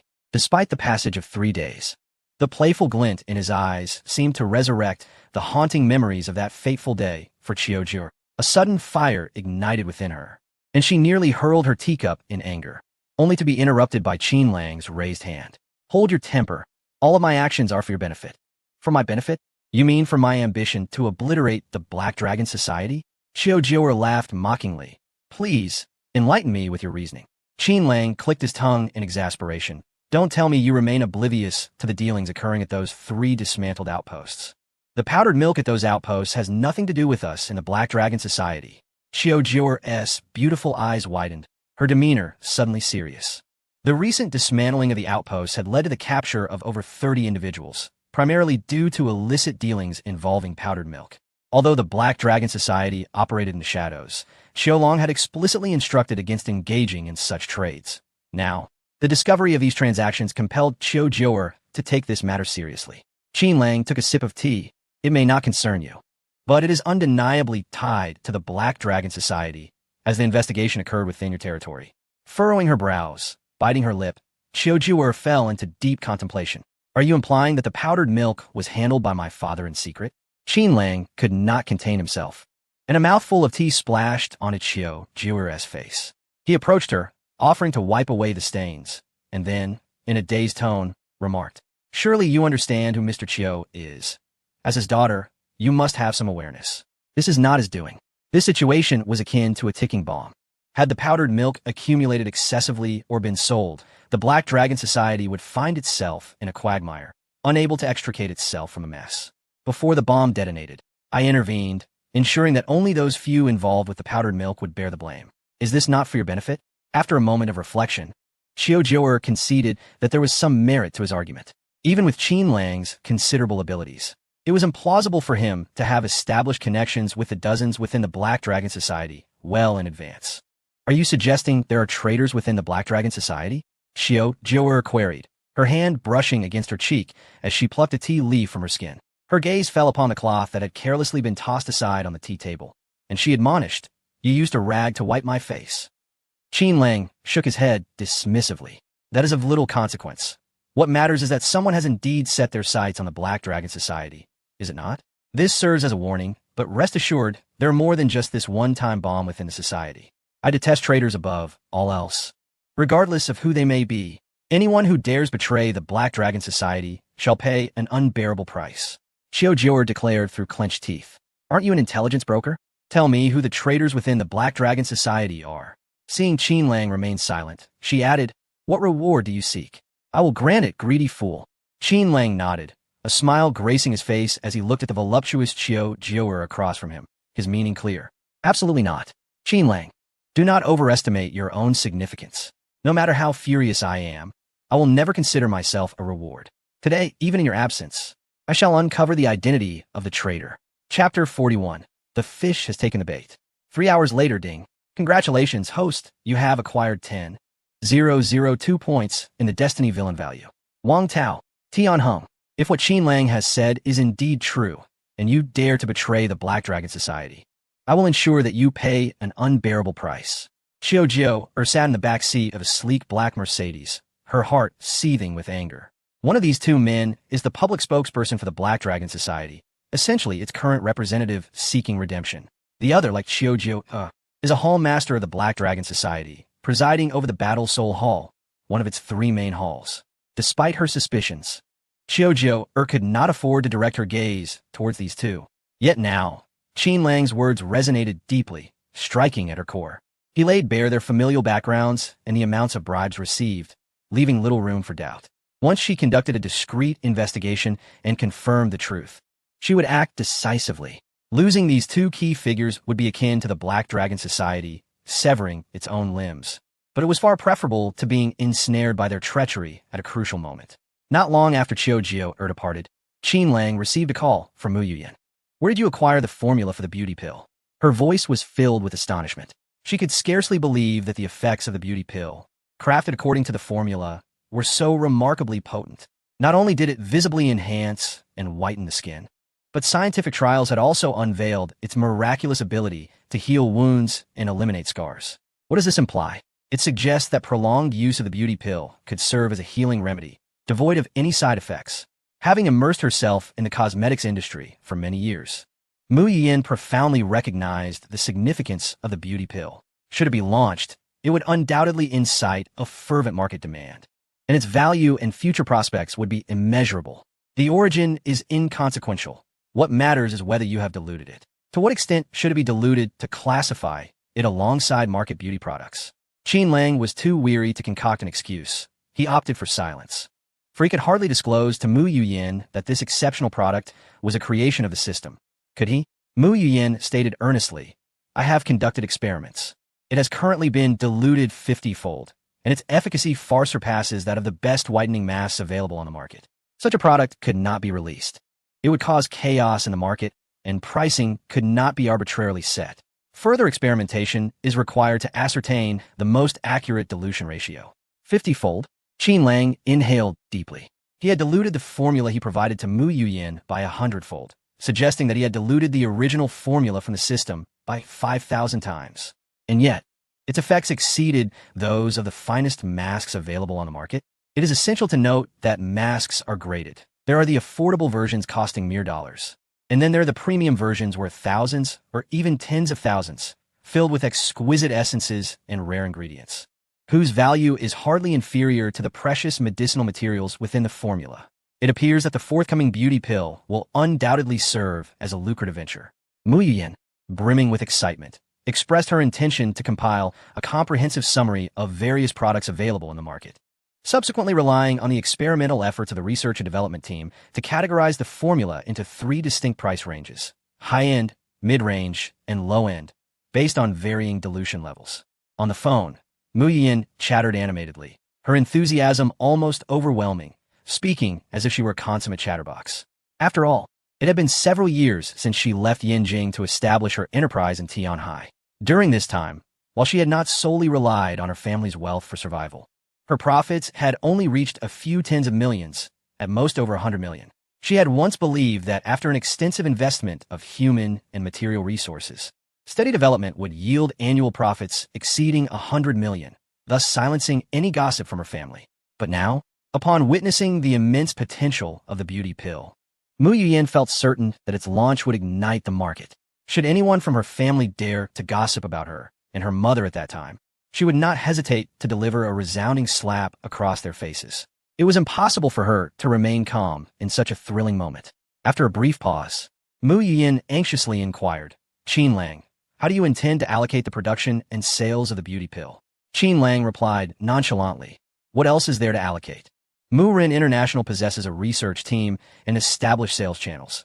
These are not built overnight. Why should I exert myself when everything is already in place?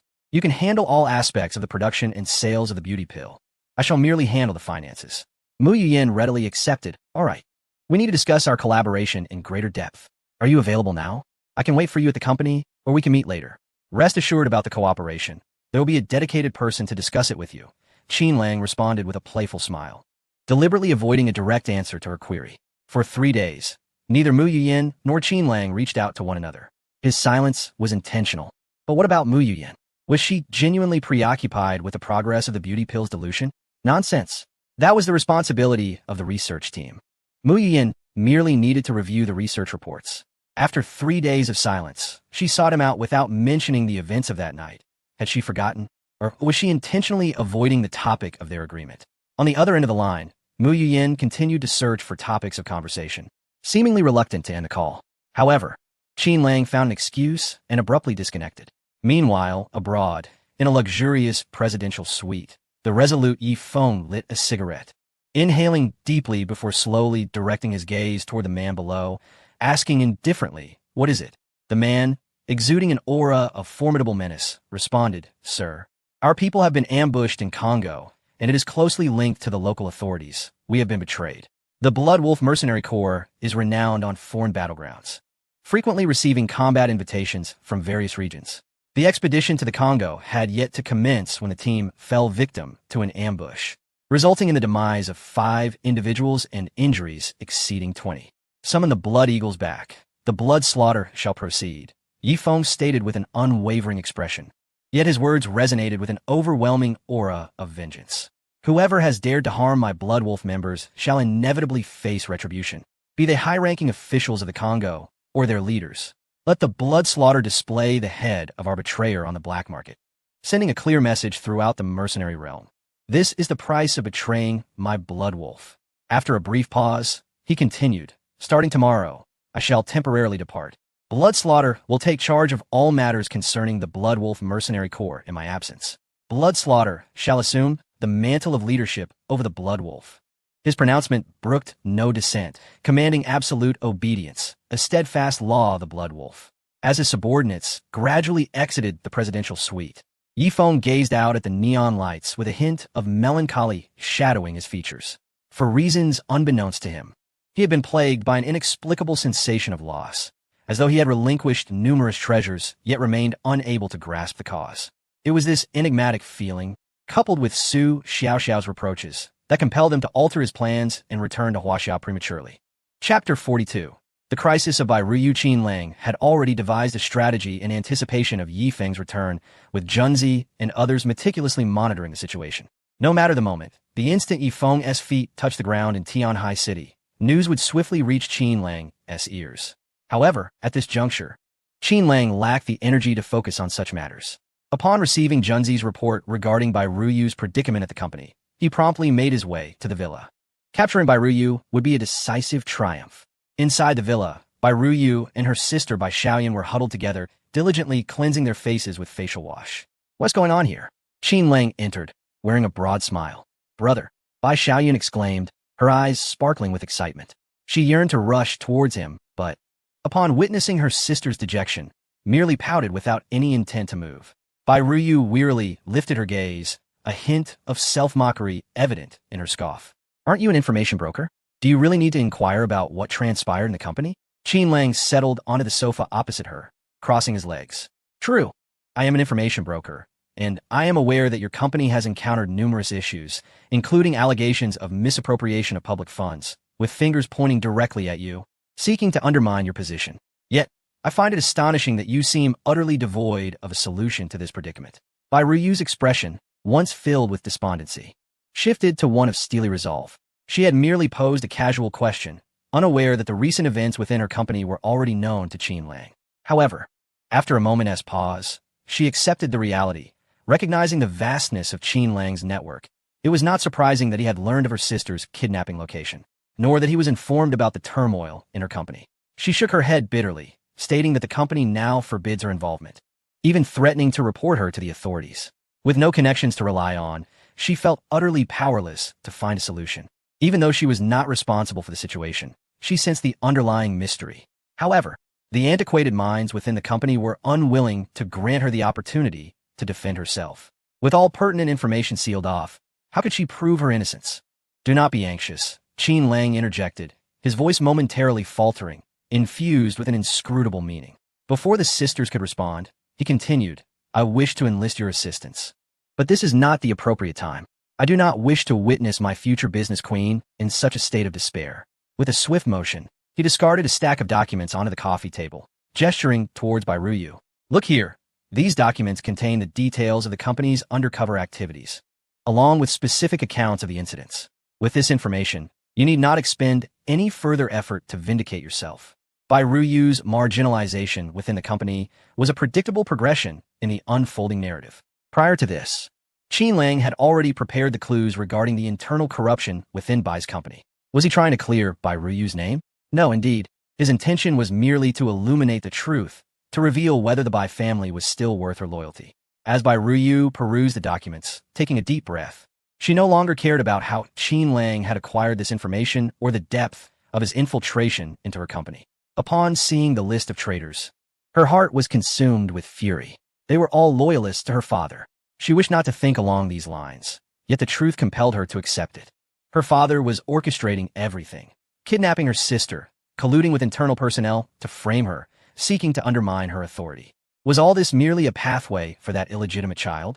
She rose, her beautiful eyes ablaze with anger. I need to step out for a moment.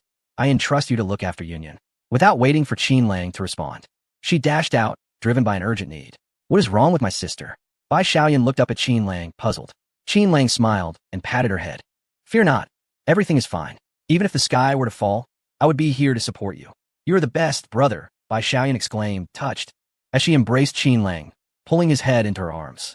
For a moment, Qin Lang felt darkness envelop him, and after several seconds, he regained his sight. The familiar scent of facial cleanser wafted through the air. Yet under Bai Xiaoyan's application, its potency was astonishing. Not only did it obscure his vision, but it also overwhelmed his sense of smell, lingering with a delicate fragrance until he was released. In a state of exhaustion, Bai Xiaoyan nestled in Qin Lang's embrace, indulging in a moment of tenderness, only to soon feel the onset of drowsiness. Although Qin Lang encouraged her to ascend to her room for sleep, the little girl stubbornly refused to leave his side. Without any alternative, Qin Lang could only carry her upstairs, kick open the door, and gently lay her on the bed. As he prepared to leave, Bai Xiaoyan clutched Qin Lang's arm, her voice a soft plea, Brother, Please don't go. Don't leave me, all right? In that moment, she was engulfed by a profound sense of insecurity. Though she had been comforting her sister all along, deep down, she felt immensely wronged, unwilling to burden her sister with her own worries. The arrival of Qin Lang had brought her a glimmer of hope. How long had it been? Was she to be abandoned once more in the darkness? Bai Xiaoyun was terrified, deeply afraid of that feeling of abandonment. Shall I fetch a chair? Qin Lang inquired, glancing at the Bai Xiaoyun, who lay beside the bed, his voice tinged with curiosity. Bai Xiaoyun shifted inward, patting the spot where she had just lain. Her cheeks flushed as she murmured, "Brother, sleep here." Just as Qin Lang settled down, Bai Xiaoyun nestled into his embrace, her words gradually dissolving into incoherent murmurs before she fell into a deep slumber. She truly falls asleep quickly, like a child, Qin Lang remarked with a smile, reaching out to gently caress her delicate nose as he gazed at her cherubic face. The young girl was indeed becoming increasingly charming at her tender age. Her beauty was already remarkable. If she were to blossom further, who could say what heights she might reach? Would she not surpass even Bai Ruyu in allure? In her dreams, Bai Xiaoyun seemed to encounter something, tightly wrapping her arms around Qin Lang's neck and mumbling incoherently. Though she often appeared naive, she possessed an understanding that she seldom revealed.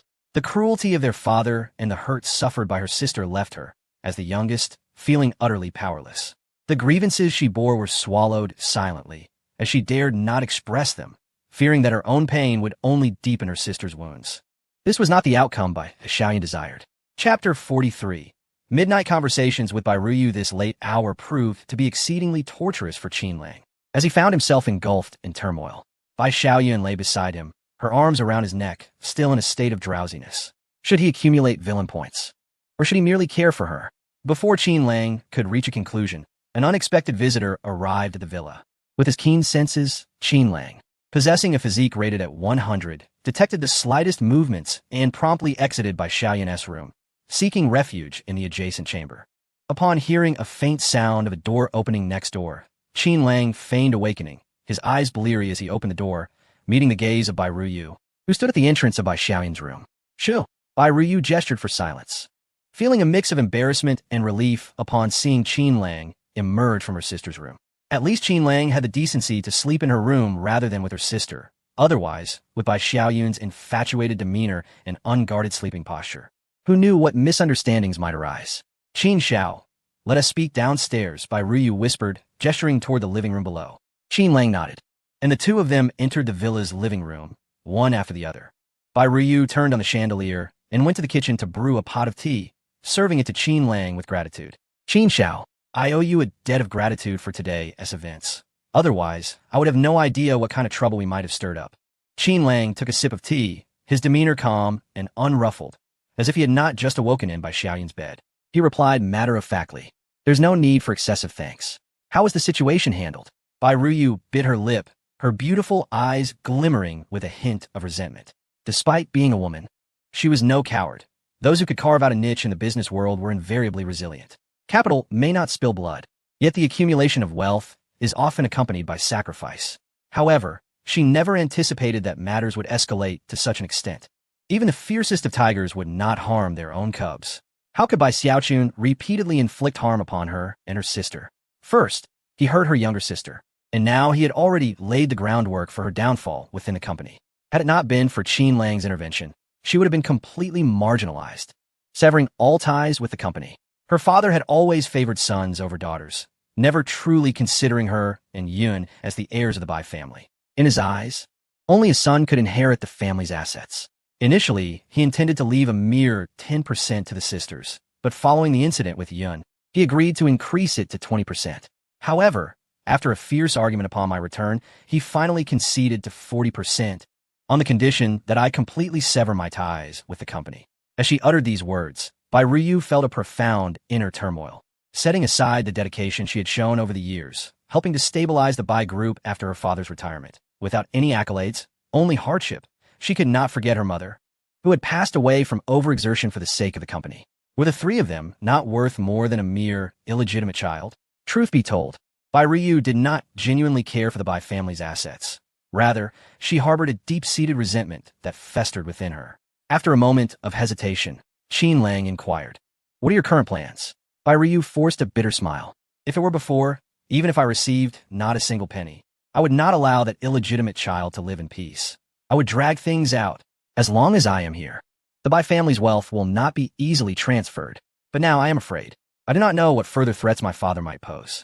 With my mother gone and my father only caring for that illegitimate child, I have only Yun as my remaining kin. For her sake, I can no longer afford to act out of spite. I am frightened. Bai Ryu was indeed terrified, were it not for the stark reality before her. She would never have believed that her father would jeopardize Yun's safety for the sake of an illegitimate child. She was no longer willing to risk anything that might endanger her sister. Going here so viel emotions. Bei Ryu gis der Kinlak. I am profoundly grateful for your assistance today. I never imagined that my own father could stoop so low as to commit such inhumane acts.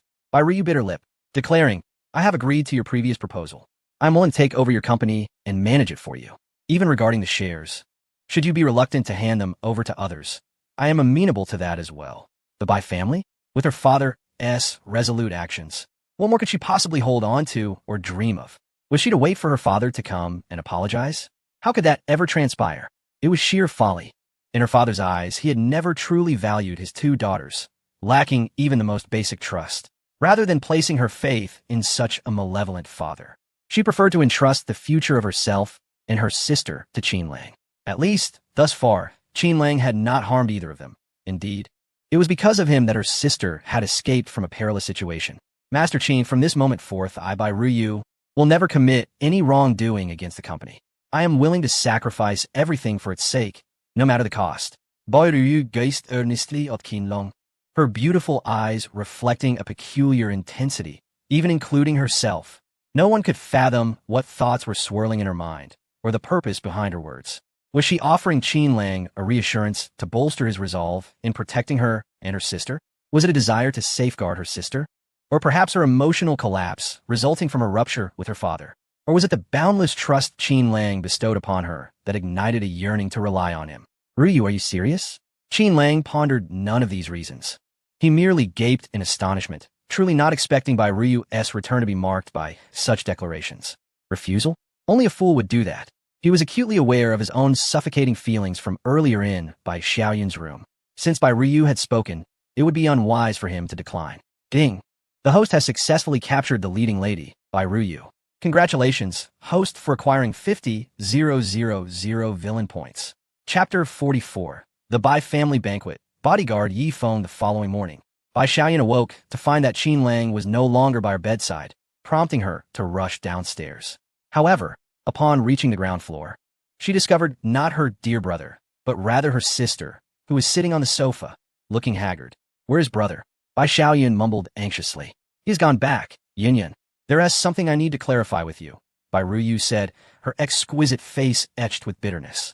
The mention of their father felt akin to having her heart seared on a flame, as if a dull blade were slicing through her. Tears glistened in her eyes. Bai Xiaoyun moved closer, sitting beside her sister, and softly murmured, I know everything. I heard you two arguing. You were too loud. It's all right, sister. You will always have me by your side, and I still have brother with me. Shifting closer, Bai Xiaoyun gently wiped away her sister's tears, saying, Sister, please don't be sad. Yunying Bai, resembling pure jade, found herself in a state of despair. She could scarcely fathom that her usually innocent and carefree younger sister was aware of the existence of an illegitimate child. What troubled her further was the pretense of ignorance her sister maintained. Deep down, she must have felt a profound sense of injustice. Yet, out of fear of burdening her, she swallowed her grievances in silence. With a surge of emotion, Bai Ryu embraced her sister tightly, her heart aching as she spoke. Yunying, our mother has left us, and our father has forsaken me for that illegitimate child. You are my only remaining kin. Please do not leave me, okay? In front of Qin Lang, Bai Ryu might have managed to suppress her inner turmoil, but before her blood relative, every ounce of her anguish came pouring forth. She too was but a girl, albeit a few years older, tasked with confronting the seasoned schemers within the corporation and then clashing with her father at home. How could she possibly endure it all? Sister, please don't cry. I will never leave you. Bai Xiaoyun clutched her sister's head, instinctively applying a soothing balm to the situation. Overwhelmed with her own feelings of injustice, she began to sob in unison with her sister. The two sisters wept together, finding solace in one another within the confines of their villa, hidden from the prying eyes of the world.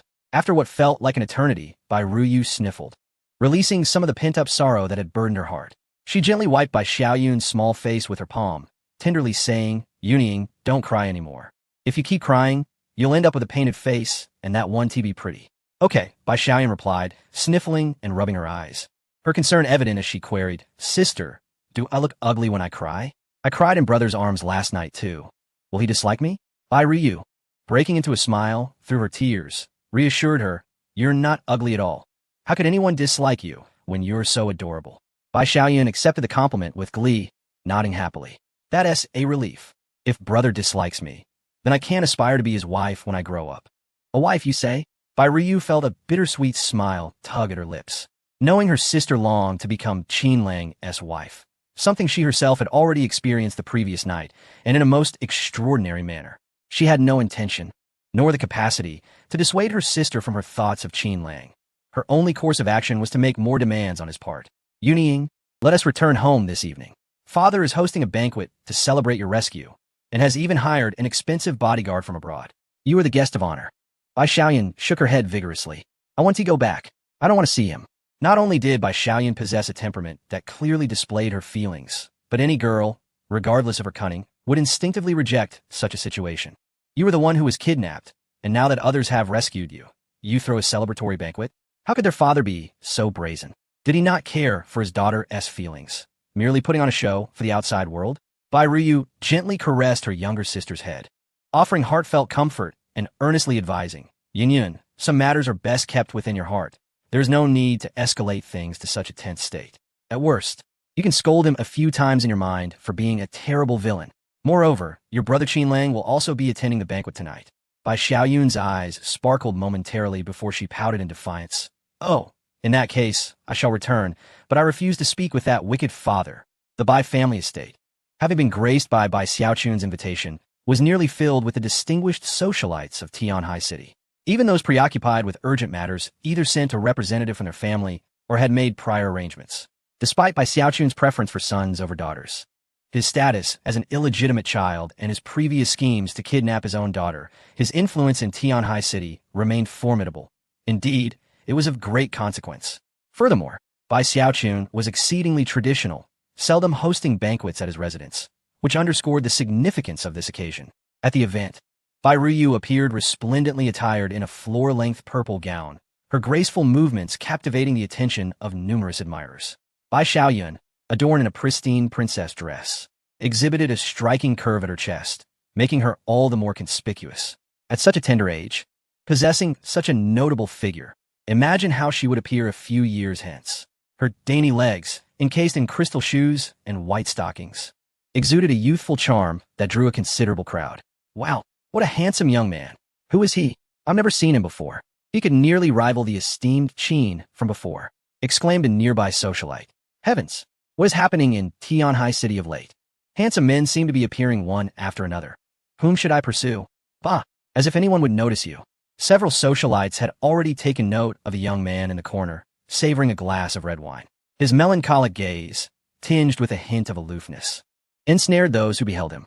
Mr. Yifeng, thank you for your kindness in agreeing to be my sister's bodyguard. Bai Ryu approached the young man, raising her wine glass in a subtle gesture and taking a delicate sip. Beside her, Bai Xiaoyun's wide eyes sparkled with surprise. Based on her years of infatuation, she recognized yet another strikingly handsome gentleman. Naturally, having already fixed her affections on someone, she could only marvel silently, for any further actions would betray her true nature as a mere infatuated admirer rather than a bold pursuer. Chapter 45. Yifeng's doubts with a playful smile gracing his lips. Yifeng's gaze swept over the pair of sisters with a hint of mischief. Indeed, they were a remarkable duo. Both their figures and beauty merited a score of over 95. Having spent considerable time abroad, accustomed to the robust physiques of Western women, the sight of these delicate and graceful Chinese beauties momentarily overwhelmed him. It is an honor to serve as the bodyguard for both of you. I have heard the account from Mr. Bai regarding the incident involving Miss Yun. I assure you, such occurrences shall not transpire again. As long as Yifeng is present, I will ensure that neither of you suffer even the slightest harm. With this declaration, Yifeng unequivocally encompassed both women within his protective sphere. Indeed, with his exceptional skills and abilities, even in his homeland, Devoid of any backing from the Bloodwolf mercenary corps, what does it matter? His determination to safeguard these two women leaves no room for concern about anything else. This is the unwavering confidence born from his prowess. Miss Bai Xiaoyan, with her captivating large eyes, gazed skeptically at Yi Feng and inquired, "Will you protect me as well? But I already have an older brother. Perhaps you could focus solely on safeguarding my sister instead. Would that be acceptable? An older brother?" Yi Feng was perplexed. "You have a brother?" "Indeed, after I was kidnapped. It was my brother who rescued me," Bai Xiaoyan responded, her eyes sparkling at the mention of Qin Lang. While she found Yi Feng quite handsome in her eyes, he paled in comparison to her brother. Despite her youthful infatuation, once she had set her heart on someone, she remained steadfast. It was not that she disliked Yi Feng. Rather, she felt that if he were to protect her, it might lead to misunderstandings with her brother. Bai Ruyu stifled a laugh. Her sister had spoken at length without revealing the name. She gently clarified, it was Qin Lang who rescued Yun. Thus, in her heart, he holds a brotherly status. Please do not misconstrue this, Mr. Yi. Qin Lang. At the mere mention of the name, Yi Feng instinctively furrowed his brow. He had previously engaged in dealings with Bai Xiaochun abroad and had once protected her caravan. His acceptance of the invitation was not solely rooted in the desire to protect the Bai sisters. Prior to this, he had no knowledge of their appearances. His awareness of Qin Lang was merely from vague references made by Bai Xiaochun. How could he forget the man who had caused the young lady to sever contact with him? Miss Yin, if my information is accurate, I believe Mr. Qin Lang possesses a rather unfavorable reputation in the outside world. Yi Feng remarked with a smile, his tone devoid of any intent to malign Qin Lang, merely noting the external opinions. However, coincidentally, this man had encountered the infatuated Bai Xiaoyan. She was unconcerned with external reputations. If one person spoke ill of Qin Lang, Bai Xiaoyan would deem that individual problematic. If 100 voices echoed the same sentiment, she would consider all of them at fault. Upon hearing Yi Feng's words, Bai Xiaoyan, with her hands on her hips and her lovely face flushed with indignation, retorted, "What do you mean by that? How dare you speak ill of my brother? Do you not realize that seeing is believing? To disparage someone you have yet to meet is simply absurd. You must be envious of my brother, right? Of course, that must be it. They allow my brother to protect me, but not you. And you're feeling jealous, aren't you? How annoying. I can't be bothered with you." After venting her anger, Bai Xiaoyan's gaze fell upon Qin Lang, who was walking into the courtyard. Instantly, she ceased her entanglement with Yi Feng and hurried over, diving into his embrace like a fledgling swallow seeking warmth. "Brother, why did you arrive only now? That bodyguard named Yi Feng just said you have a poor reputation outside." Bai Xiaoyan nestled into Qin Lang's arms, shifting to a more comfortable position. She then eagerly proclaimed, "But brother, you need not be upset. I already scolded him for you." "Oh, is that so? I am grateful to you and Yuan for restoring my honor," Qin Lang said, affectionately ruffling the girl's hair. He then looked up, a smile as gentle as a spring breeze gracing his face, directing his gaze toward Yi Feng, who stood not far away. Their eyes met, and, in that moment, it seemed as if sparks were igniting, a fierce confrontation brewing between them. Qin Lang smirked inwardly, surprised that Yi Feng still managed to get involved with the Bai sisters despite his meticulous planning. In the original narrative, Yi Feng had inadvertently rescued Bai Xiaoyan from the clutches of the Black Dragon Society, marking the beginning of his acquaintance with the sisters. Yet now, that opportunity had been seized by Qin Lang. It was undeniable that Yi Feng had a certain charm with women, but alas, even if he returned earlier, he was still a step too late. Rather than confronting Yi Feng directly, Qin Lang simply shared a glance with him before embracing Bai Xiaoyan and moving away. Meanwhile, Yi Feng squinted, sensing an unusual significance emanating from Qin Lang. After retracting his gaze, he turned to Bai Ruyu, speaking in a somewhat cold tone. "Miss Bai, what is your perspective on the relationship between Miss Xiaoyan and Qin Lang?" What could she say? Bai Ruyu thought. She could observe from any position, standing, sitting, or lying down. What else was there to consider? However, she feigned indifference, responding politely, "It's an inevitable circumstance. Xiaoyan's nature is innocent, and Mr. Qin saved her from the kidnappers. So it is only natural for their bond to be somewhat closer. Also, Mr. Yi, you need not always refer to me as Miss Bai. It feels rather distant. Just call me Ruyu, as my acquaintances in the business world do." Yi Feng replied slowly. However, as far as I know, Miss Xiaoyan was reported missing at the time, and the police could not uncover any clues. Yet, Mr. Qin managed to rescue her before the police arrived. Do you not find this suspicious, Miss Bai Ruyu? Yi Feng smirked internally. Did he think he could play mind games with him? He had witnessed all sorts of sordid tactics abroad. Such trivial schemes could only deceive a naive girl like Bai Xiaoyun. Before him, all cunning would be laid bare. Having articulated his point so clearly, he trusted that someone as astute as Bai Ruyu would not fail to comprehend his insinuation. Indeed, he implied that the kidnapping was likely orchestrated by Qin Lang from behind the scenes. It was a deliberate act, aimed at creating a scenario of a hero rescuing a damsel in distress. Bai Ruyu cast a fleeting glance at Yifeng, contemplating for a moment, her tone turning flat and devoid of any courtesy. Mr. Yifeng, I retract my previous statement. From now on, please refer to me as Miss Bai. Chapter 46. Sister, you are truly gluttonous. What do you mean by this, Ryu? Yifeng furrowed his brow. Although it was merely a conjecture, he sensed a strong possibility. Miss Yun is quite innocent. Have you not entertained doubts in that direction? Bai Ryu remained silent within, having never doubted Qin Lang. No. When Qin Lang announced that her sister had been kidnapped during the Dingfeng gathering, her first suspicion fell upon him, and she was quite certain of it. But what transpired afterward? Reality had delivered a resounding slap to her face. Qin Lang was not the mastermind. Rather, he had rescued her sister from the clutches of the kidnappers. Mr. Yifeng, I can only say this much. Some matters are not as simple as you perceive.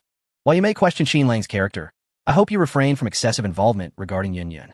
With that, Bai Ruyu gracefully departed, holding her wine glass, indicating that she had no desire for further conversation.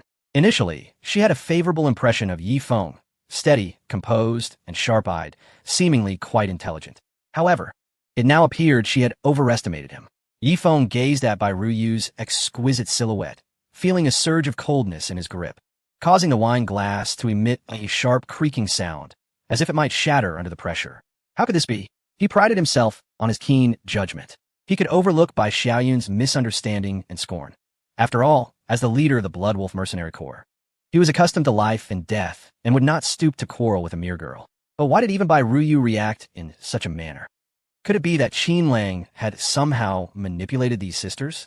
Unbeknownst to Yifeng, even if he racked his brain, he would never suspect that Bai Xiaochun, the cunning old fox, was the true mastermind behind the kidnapping of the daughter. This old rogue, after committing his misdeeds, not only refrained from retreating, but also threw a grand banquet to celebrate Qin Lang's rescue of the daughter from his own grasp. He even hired a high-ranking bodyguard like Yifeng for the occasion. Yifeng was indeed the protagonist of the original tale, but he was still human. Aside from those like Qin Lang who had foreknowledge of the plot, who could see through the multi-layered fade of Bai Xiaochun, the old fox? Where had things gone awry? At what point had he faltered? Yifeng lowered his head, his thoughts disarrayed, sensing that something was amiss. Or had he made a mistake? That familiar sense of agitation welled up within him once more. Silently, he retreated to a corner, beginning to regulate his breathing in an attempt to regain his composure. Years of survival in the battlefield had taught him that, regardless of the circumstances, calmness was paramount. In the moment of fury, one would lose rationality, leading to defeat. In the center of the venue, Qin Lang softly called out, approaching Bai Ruyu from behind. Bai Ruyu felt a sudden shiver and swiftly turned to Qin Lang, her gaze filled with suspicion. What is the matter? Qin Lang replied earnestly, I still need to discuss some matters regarding the company with you. After all, this is my first venture into business, and I cannot afford to be negligent. Although you're an expert in this field, it is essential that we clarify certain points. Don't you think? How inconvenient. Bai Ruyu rolled her eyes. Miss Bai, what are you saying? Never mind, there are too many people here. Let us ascend to a private space to discuss business matters. As someone passed by, Qin Lang deliberately raised his voice to avoid eavesdroppers, then lightly patted her back a few times, urging Bai Ruyu to head upstairs. An hour later, a chime sounded. Congratulations, host, you have acquired 1,000 villain points. Fearing potential complications, Bai Ruyu was the first to descend from the second floor, a faint blush gracing her cheeks. Observers would merely assume that Miss Bai was genuinely enjoying herself that evening, perhaps having indulged a bit too much in red wine. This sentiment was shared by more than one individual, including those familiar with Bai Ruyu. Just then, Bai Xiaoyun, who had just finished playing her part in the social charade, joyfully broke away from the group of older gentlemen and rushed towards her sister. Looking around, she felt a twinge of discomfort upon not spotting her beloved brother, and she patted her chest dramatically, complaining, Sister, I'm so exhausted. Is this what socializing is like? If you hadn't warned me beforehand, I wouldn't have lasted even 3 minutes. Those old men are truly repulsive, each boasting about how they dote on their daughters and remain devoted in love, with some even suggesting he take a new wife. They are completely oblivious. not realizing that he has not only taken advantage of his own daughter, but that his so-called loyalty is nothing but a facade. Yin Yun, by Ryue, anxiously interjected, covering her sister's mouth. After glancing around to ensure no one was listening, she released her grip and admonished, "Do not speak carelessly." Bai Xiaoyan pouted but then clung to her sister's arm, playfully protesting. "Oh, sister, there is no need to worry. When I arrived, I noticed there was no one around. Besides, with so many people here, who would know whom I am referring to?" Bai Xiaoyan seemed indifferent. Whether genuinely unaware of her surroundings or intentionally voicing her grievances for others to hear, she gazed at her sister, a flicker of curiosity in her eyes. Taking a step closer, she playfully poked her finger at the corner of Bai Ryue's mouth. "Sister, you really are a glutton. It's a banquet, and you're hiding up here to snack? What is this? Let me taste." She attempted to put her finger in her mouth. Chapter 47. Enjoying the conversation? Stop. Don't eat recklessly. Bai Ryue quickly grasped her sister's hand. She was somewhat worried about her gluttonous sibling and even wiped the corner of her mouth clean. "There are so many guests present. Behave yourself." Bai Ryue softly reassured her. Her sister was delightful in many ways, but her insatiable appetite and infatuation were traits she could never seem to shake off. If left unchecked, what will happen in the future if one carelessly consumes offerings for strangers? "You wear Yin Yun. How fortuitous to see you here." Qin Lang, brimming with confidence, descended from the upper floor, greeting the two sisters at the staircase as if it were a delightful coincidence. Bai Xiaoyun, unaware of the events that had just transpired, felt as though fate had conspired to bring them together in this very corner of her home. How serendipitous it was to bump into her brother. "Brother, where have you been? I was dragged off to drink, and you didn't even try to stop them. Those old men are quite mischievous, praising my tolerance for alcohol just to get me to drink more."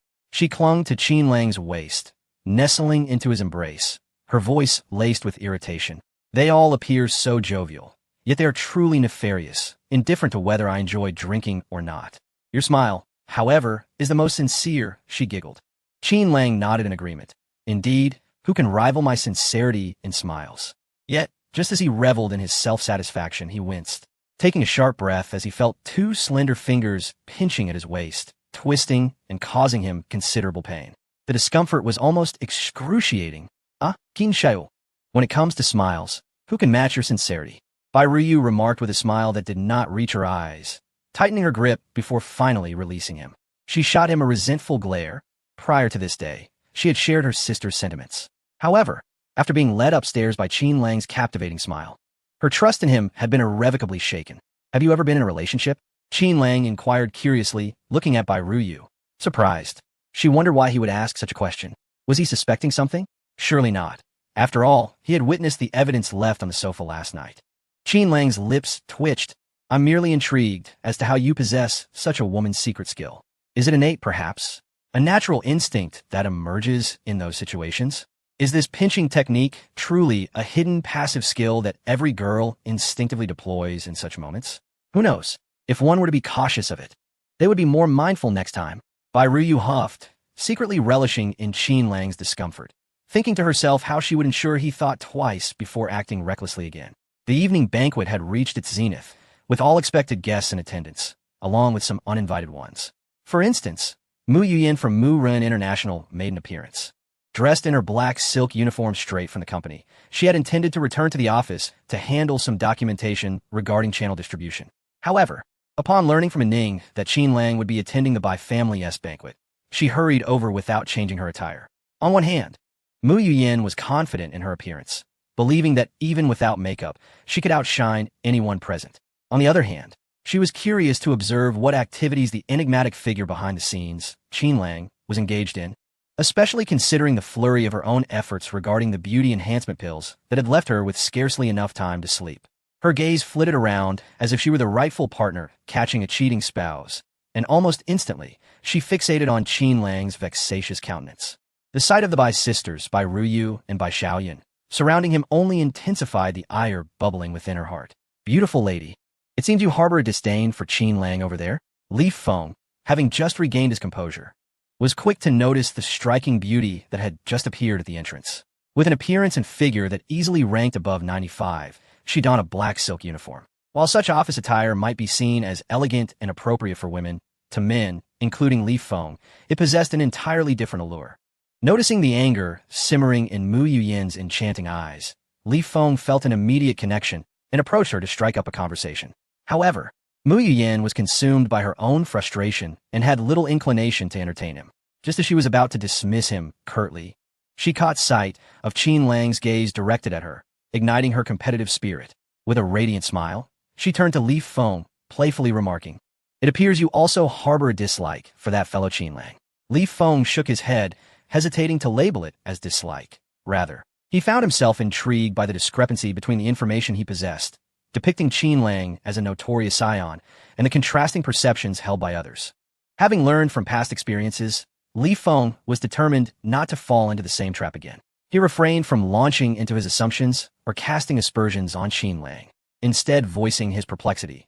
"Perhaps it is not your information that is erroneous, but rather there might be issues with the perspectives of some individuals." Mu Yuyin, with a smile that seemed to conceal her true feelings, continued, "In Yanjing, Qin Lang is indeed known as a notorious playboy, having committed numerous misdeeds that are far too many to count." Li Feng chuckled, observing the approaching Qin Lang with a teasing grin. "Young Master Qin, your reputation precedes you. It seems the words of this lady are not without merit. Whether it is merit or not is of little consequence." Qin Lang replied nonchalantly, raising an eyebrow at Mu Yuyin with an air of curiosity. "I merely came to see for myself. It appears you two are rather engrossed in your conversation." Chapter 48. Annulment of Engagement? A Satisfying Sight? Mu Yuyin scanned Qin Lang's surroundings, her thoughts racing. How dare he approach her with such audacity, flanked by the sisters? Was he intent on adding her to his collection? Now that she had seen it all, was he satisfied?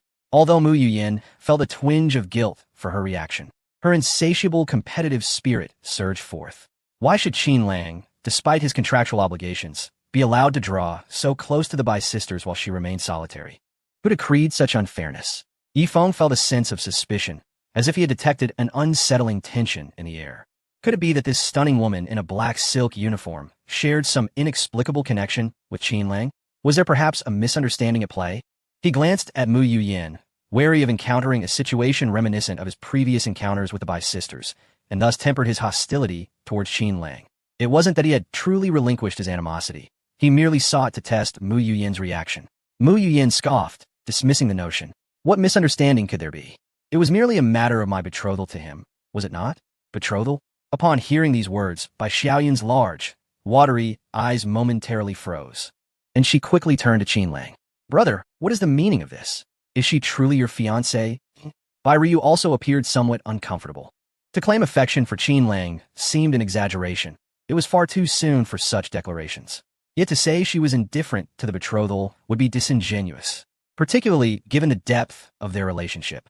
Mu Yuyin sneered, declaring it nothing more than an antiquated piece of paper decided upon by the elders, who decreed that such obligations must be adhered to. In this day and age, how could one remain so rigid? A surge of resentment welled within her, especially upon witnessing the unusual reactions of the Bai sisters to the mention of the betrothal. Clearly, there was an unspoken bond between Qin Lang and the two sisters. She could not suppress her indignation any longer. In recent days, she had been utterly consumed with the matter of the beauty pill, exhausting herself to no end. While Qin Lang seemed to be frolicking with other women behind her back, had he even considered her feelings? So, this was the situation. Indeed, how antiquated. It would be best to disregard the elders' words.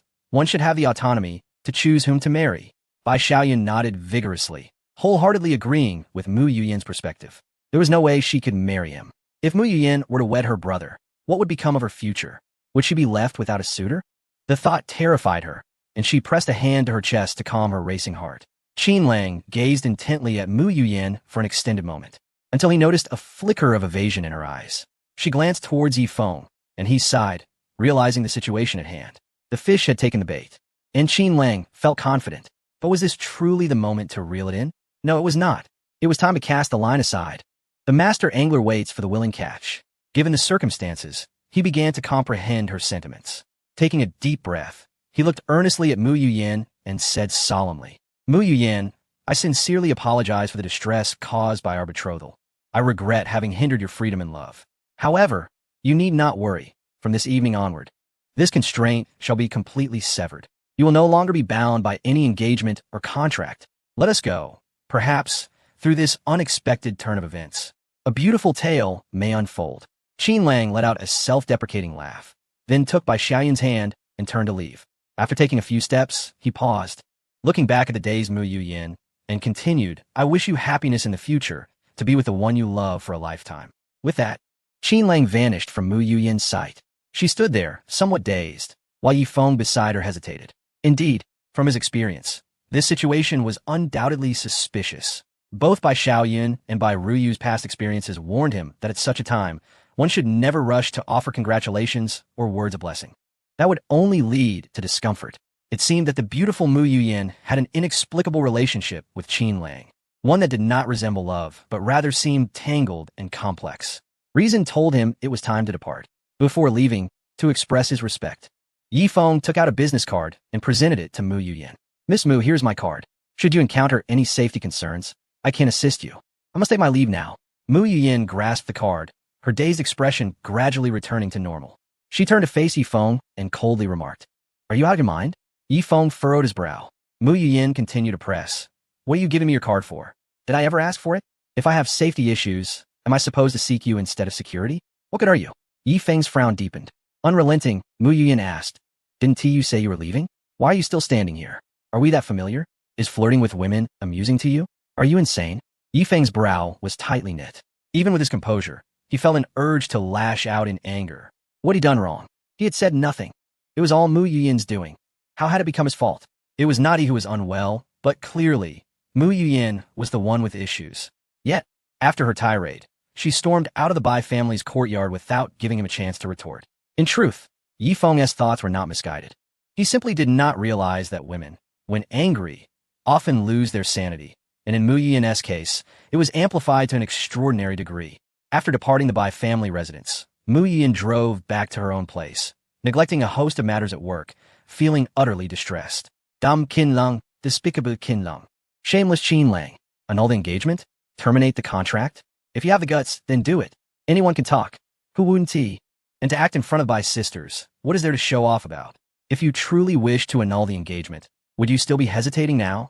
Damn it, next time, even if you come back begging, I might not even look at you. Muttering curses under her breath, Mu Yuyin tossed and turned on her bed, clutching a large white bear. This was a gift Qin Lang had given her when her mother had first passed away, suggesting that holding it at night would provide her comfort and a sense of security, allowing her to sleep peacefully. I could strangle you. Mu Yuyin tightly grasped the neck of the plush polar bear, her eyes bulging with frustration, as if this act alone could alleviate her anger. With a fierce motion, she hurled the bear to the ground and stomped on it a few times in exasperation. Then, leaning against the headboard, she fell into a profound silence. After a while, perhaps finding no solace in her posture, she gradually curled up, embracing her knees and shrinking into a small ball. In the bedroom, the only sound was her solitary breathing, which echoed starkly in the stillness. Glancing to the left, she noticed the plush bear lying on the floor, restored to its original state. Mu Yuyin hesitated, her arm inching outward only to falter again, seemingly caught in a struggle. Ultimately, she reached down and picked up the bear, cradling it in her arms as she whispered softly, I'm sorry, I'm not angry with you. It's just that I despise that scoundrel Qin Lang. I shouldn't have taken my frustration out on you. If Yi Feng had been present to witness Mu Yuyin's actions, he would likely have been utterly astonished. This woman could muster the grace to apologize to a stuffed bear, yet not a single thought of extending an apology to him crossed her mind. Chapter 49. Mu Yuyin's regret. Who is she trying to intimidate? Speaking of breaking off the engagement, what good is mere talk? If she truly wished to end it, would she have agreed to a contract with me, as if we were lovers? Holding the plush bear, Mu Yuyin scoffed internally. Qin Lang was merely posturing, and in the end, nothing would come of it. Just like last time, when she expressed her desire to break off the engagement, Qin Lang had threatened her with family repercussions to bind her to an unequal agreement. She pondered what tricks he would employ when they next met. She repeatedly reassured herself that her reluctance to dissolve the engagement was not due to an unwillingness, but rather the discomfort that arose when the words break off came from Qin Lang's lips. If it were to be severed, it ought to be her initiative. And that insufferable fool, where did he come from? Why did he have to approach her? Mu Yuyin recalled her encounter with Yi Feng at the Bai family estate, her brows knitting together in irritation. It was Qin Lang's jealousy, incited by her amiable conversation with Yi Feng, that had led him to utter the words of dissolution. Upon reflection, it was evident that he was envious. After all, How could someone who once cared for her so deeply suddenly change his mind? It was likely jealousy that motivated him. How ridiculous to entertain such thoughts. How could she suddenly become close with a stranger? Besides, Yifeng was clearly not to be trusted, his intentions veiled in complexity. In comparison, Qin Lang's blatant mischief seemed more palatable. Having resolved her thoughts, Mu Yiyan lay back on her plush mattress, still clutching the bear, her mind a flurry of contemplation, unable to find tranquility. Just then, her phone, resting on the bedside table, rang out. Reacting almost instinctively, she answered it swiftly. Instead of hearing an apology from Qin Lang, she was met with Lin Wanqing's urgent voice on the other end. Yiyan, has something happened between you and Xiao Qin? Just moments ago, a call from the Qin family conveyed a rather startling message. If you have developed affections for another, pursue them courageously, unburdened by the shackles of our engagement. The words of Lin Wanqing resonated in Mu Yiyan's mind like an explosion, leaving her in a state of shock, her hand clutching the phone, frozen on the bed. The Qin family had communicated such sentiments to her mother? Though delicately phrased, was this not an implicit suggestion to dissolve the engagement? Was Qin Lang, that fellow, truly serious about breaking their bond? And had he already notified his family? How could this be? Qin Lang appeared resolute in his decision to sever ties with her, rather than merely attempting to intimidate her. What on earth had transpired? Yiyan, you must tell me, is it true that you do not harbor feelings for young Qin? Lin Wanqing's voice was tinged with urgency. When this engagement was first established, she had indeed contemplated leveraging the power of the Qin family. However, after witnessing Qin Lang's fervent pursuit of her daughter, she genuinely believed him to be a commendable young man. Not to mention, during their recent visit to Tianhai City, had it not been for Qin Lang's timely intervention regarding her health, she might have faced dire consequences without even realizing it. As a mother-in-law observing her prospective son-in-law, her satisfaction grew with each passing moment. She feared that unnecessary disputes might arise between her daughter and Qin Lang over trivial matters. Should that occur, it will be too late for regrets. Mu Yiyan gripped her phone tightly, her teeth clenched, her eyes reddening. How could he act as he pleased, disregarding her feelings entirely? His infidelity left her feeling utterly powerless. Was she not entitled to voice her concerns? A wave of bitterness surged within her. While she spoke defiantly, tears began to well up in her eyes, shimmering like dew in the morning light. Lin Wanqing felt a pang of sorrow. Yiyan, I have long told you that this is a common ailment of affluent families, not merely an issue of one individual. In Yanjing, among any prominent family, even those elders who appear amiable may harbor secret liaisons with individuals younger than their own grandchildren. As long as such matters remain outside the household, they are often overlooked. Ah, well, your temperament is such that if you cannot endure it, then do not. If breaking the engagement is what you desire, so be it. I still hold a fondness for young Qin. Even without the engagement, a friendship could still flourish. Perhaps I have not fully considered your feelings. With that, she resolved not to impose her will upon her daughter. Surely, one could not sacrifice her daughter's happiness for the sake of family obligations. The Qin family stance, though subtle, suggested that acceptance would render the engagement null and void moving forward. Other interactions would remain unchanged, as they had been before. Mu Yiyan bit her lip, hesitantly murmuring, I never expressed a desire to end the engagement. This is entirely Qin Lang's unilateral decision. Yiyan, what do you mean by that? Lin Wanqing inquired anxiously. Could it be that you have developed feelings for young Qin? If so, why are you still in conflict with him? Mu Yiyan hesitated, her voice tinged with a slight sob. I don't know, Mom. What should I do now? A sense of panic enveloped her, leaving her bewildered and uneasy. It felt as though an oppressive weight settled in her chest, rendering her entire being uncomfortable. Particularly, her calves exposed beneath the covers felt extraordinarily cold, as if a chill were rapidly creeping up from her feet. She couldn't suppress the shivers that coursed through her. Even when she uttered the words expressing her reluctance to dissolve the engagement, there was no spark of justification left within her. She had lost all desire to defend herself. Her once vibrant mind now felt void, devoid of any capacity to contemplate solutions. The thought that Qin Lang would no longer be entwined in her life left her heart feeling hollow, as if she had lost something immensely precious. On the other hand, Lin Wanqing had calmed down. She had genuinely hoped her daughter would find happiness with Qin Lang, having a sincere fondness for him as a prospective son-in-law, be it due to his family background, character, or his affection for her daughter. However, as the situation escalated to this point, she felt an urge to chastise her daughter sternly. Look at what you've done. Now you regret it, don't you? Yet, Mere complaints would not resolve their predicament. After much contemplation, she finally spoke. Given the current situation, there's little I can do to assist you. The Qin family will not pressure Xiao Qin into pursuing you any further. If you wish to continue this, you must take the initiative. The Qin family's stance is subtle. If you can persuade Xiao Qin to reconsider, everything can be negotiated. The mother and daughter conversed deep into the night, only ending their call due to the insistence of the caregivers at Xiangshan Sanatorium. Once her mother's admonitions faded, Mu Yiyan lay in bed, tossing and turning, unable to find sleep.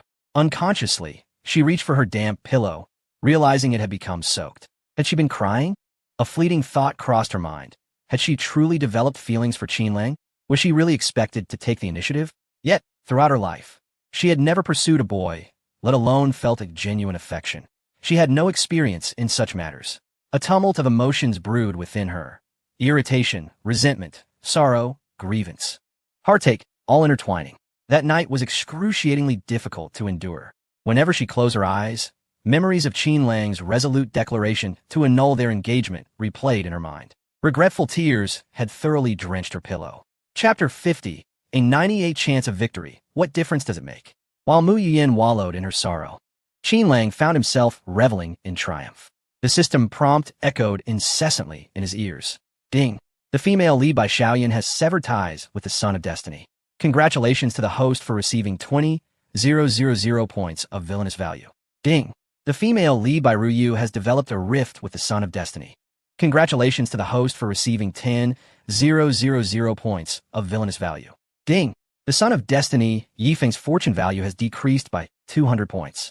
Congratulations to the host for receiving 20,000 points of villainous value. Ding! The Child of Fortune experiences intense emotional fluctuations. Congratulations to the host for acquiring 5,000 Destiny Villain points. Ding! The female protagonist, Mu Yiyan, has severed ties with the Child of Fortune. Congratulations to the host for obtaining an additional 20,000 Destiny Villain points. A continuous influx of villain points leads Qinlang to ponder. What role does Yifeng truly play? It is evident that he is merely a source of villain points for him. The gains are substantial. Initially, with by Ruyu's contribution, the total Destiny Villain points barely exceeded 50,000. Now, after a mere encounter with Yifeng, the total has doubled. The Destiny Villain points have surged to an impressive 215,300 in the system's marketplace. Physical enhancement pills, 1, 500 points. Basic firearm proficiency, 1,000 points. Advanced firearm proficiency, 100,000 points. Disguise technique, 50,000 points. Stamina enhancement pills, 1,000 points. The marketplace is adorned with an array of goods, complete with images and prices, and further details can be accessed by clicking on each item. For instance, the basic firearm proficiency allows one to grasp fundamental firearm principles, encompassing various weapon types beyond mere handguns. However, the initial effects are modest, primarily focusing on basic understanding. As one advances to the higher tier, mastery over all firearms is achieved, enabling impeccable accuracy akin to elite soldiers from renowned military districts. The efficacy is indisputable. Products from a system are guaranteed to be of superior quality. The only drawback is the somewhat steep pricing, and in the domestic context, firearms are seldom needed. There is no immediate urgency to enhance skills in this area. However, upon spotting the physical enhancement pills, Qinlang's eyes gleamed with excitement. This item is indeed a treasure. He had encountered it during the initial newbie gift package, with no upper limit on its benefits. Consuming just one can enhance one's physical constitution. Although his physique currently exceeds 100, likely surpassing Yifeng's by a few points, one can never be too cautious. Yifeng, a mercenary leader abroad, has battled through gunfire and chaos, and, as the Child of Fortune, even if he is currently suppressed, he remains a formidable adversary. With continued interactions, Qinlang inevitably plans to exploit Yifeng further. Enmity is unavoidable, and he harbors concerns about potential assassination attempt from Yifeng. Such slight advantages in physique may not guarantee safety. Reluctant to take such significant risks, Qinlang decisively spent 150,000 Destiny Villain points to purchase 100 physical enhancement pills. As his villain points diminished, the system backpack now contained an additional 100 dark blue physical enhancement pills. He casually grabbed a handful and popped them into his mouth like candy. After consuming all 100 pills, his physical constitution could rise beyond 200 points. In a one-on-one confrontation, his odds of victory soared to an astonishing 98%. Yet, a 98% chance of victory feels alarmingly close to certain death.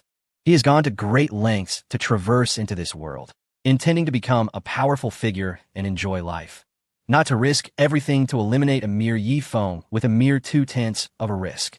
It seems that I must find something for Yi Feng to occupy himself with. Qin Lang muttered to himself, contemplating the idea of providing Yi Feng with a visible adversary to contend with. As for himself, he could remain in the shadows, waiting for the moment when Yi Feng and the protagonist would mutually inflict harm upon one another, allowing him to strike when the time was ripe. What a delightful prospect!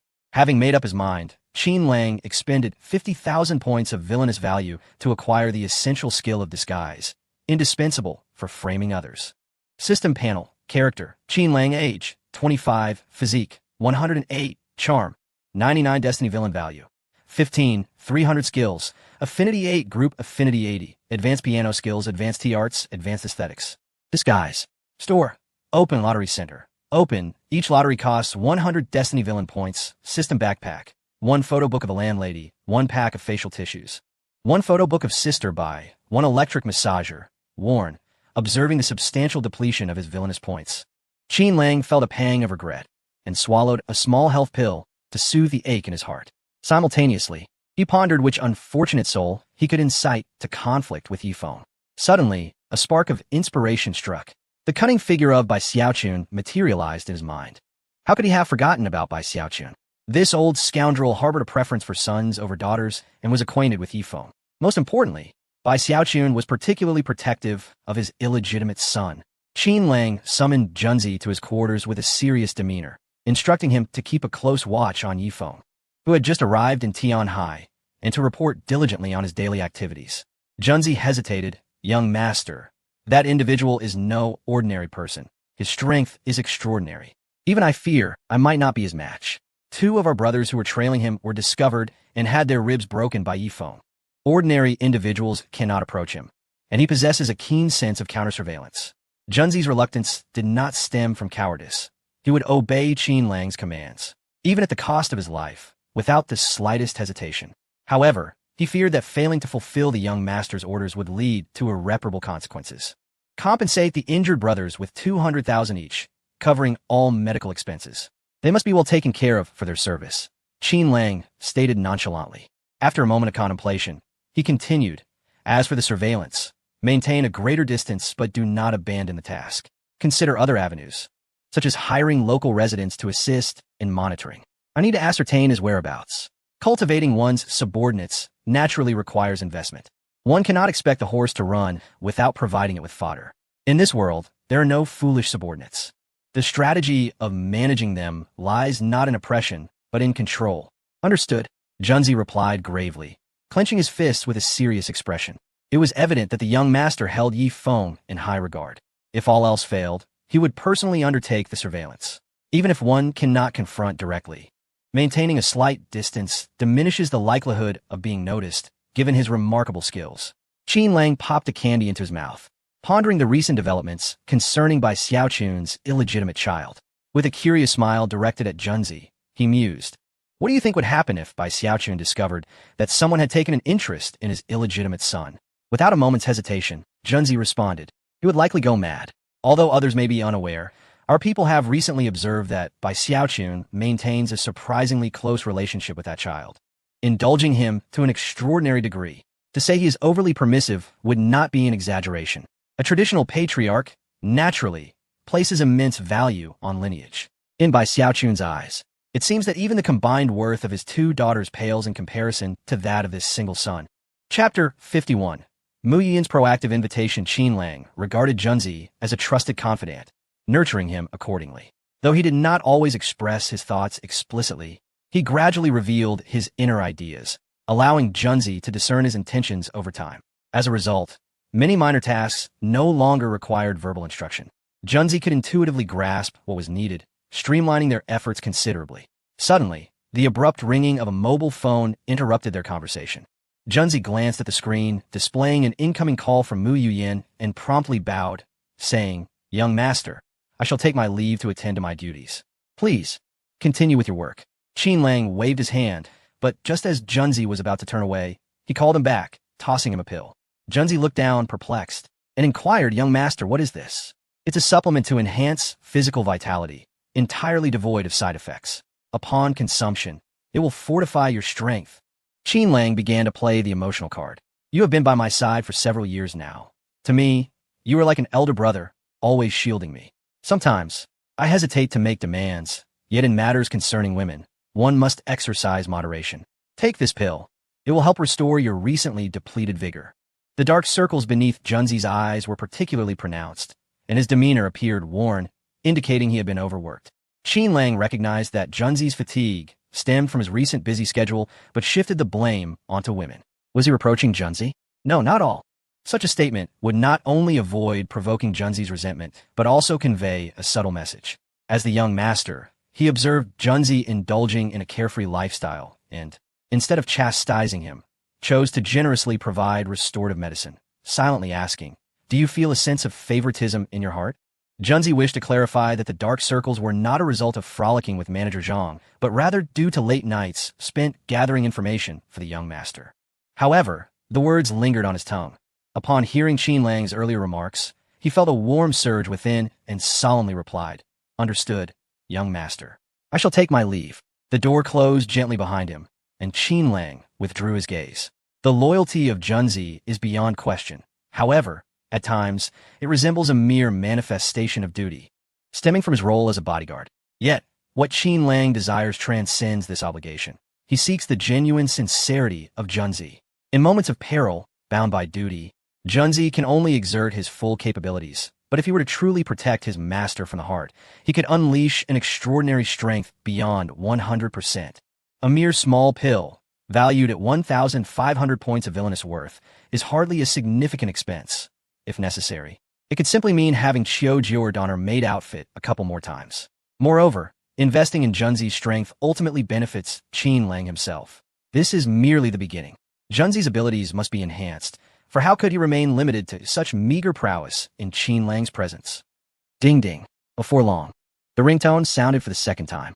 Qin Lang intentionally delayed, feeling it was about time, and casually answered the call, yawning and grumbling impatiently about the late-night disturbance.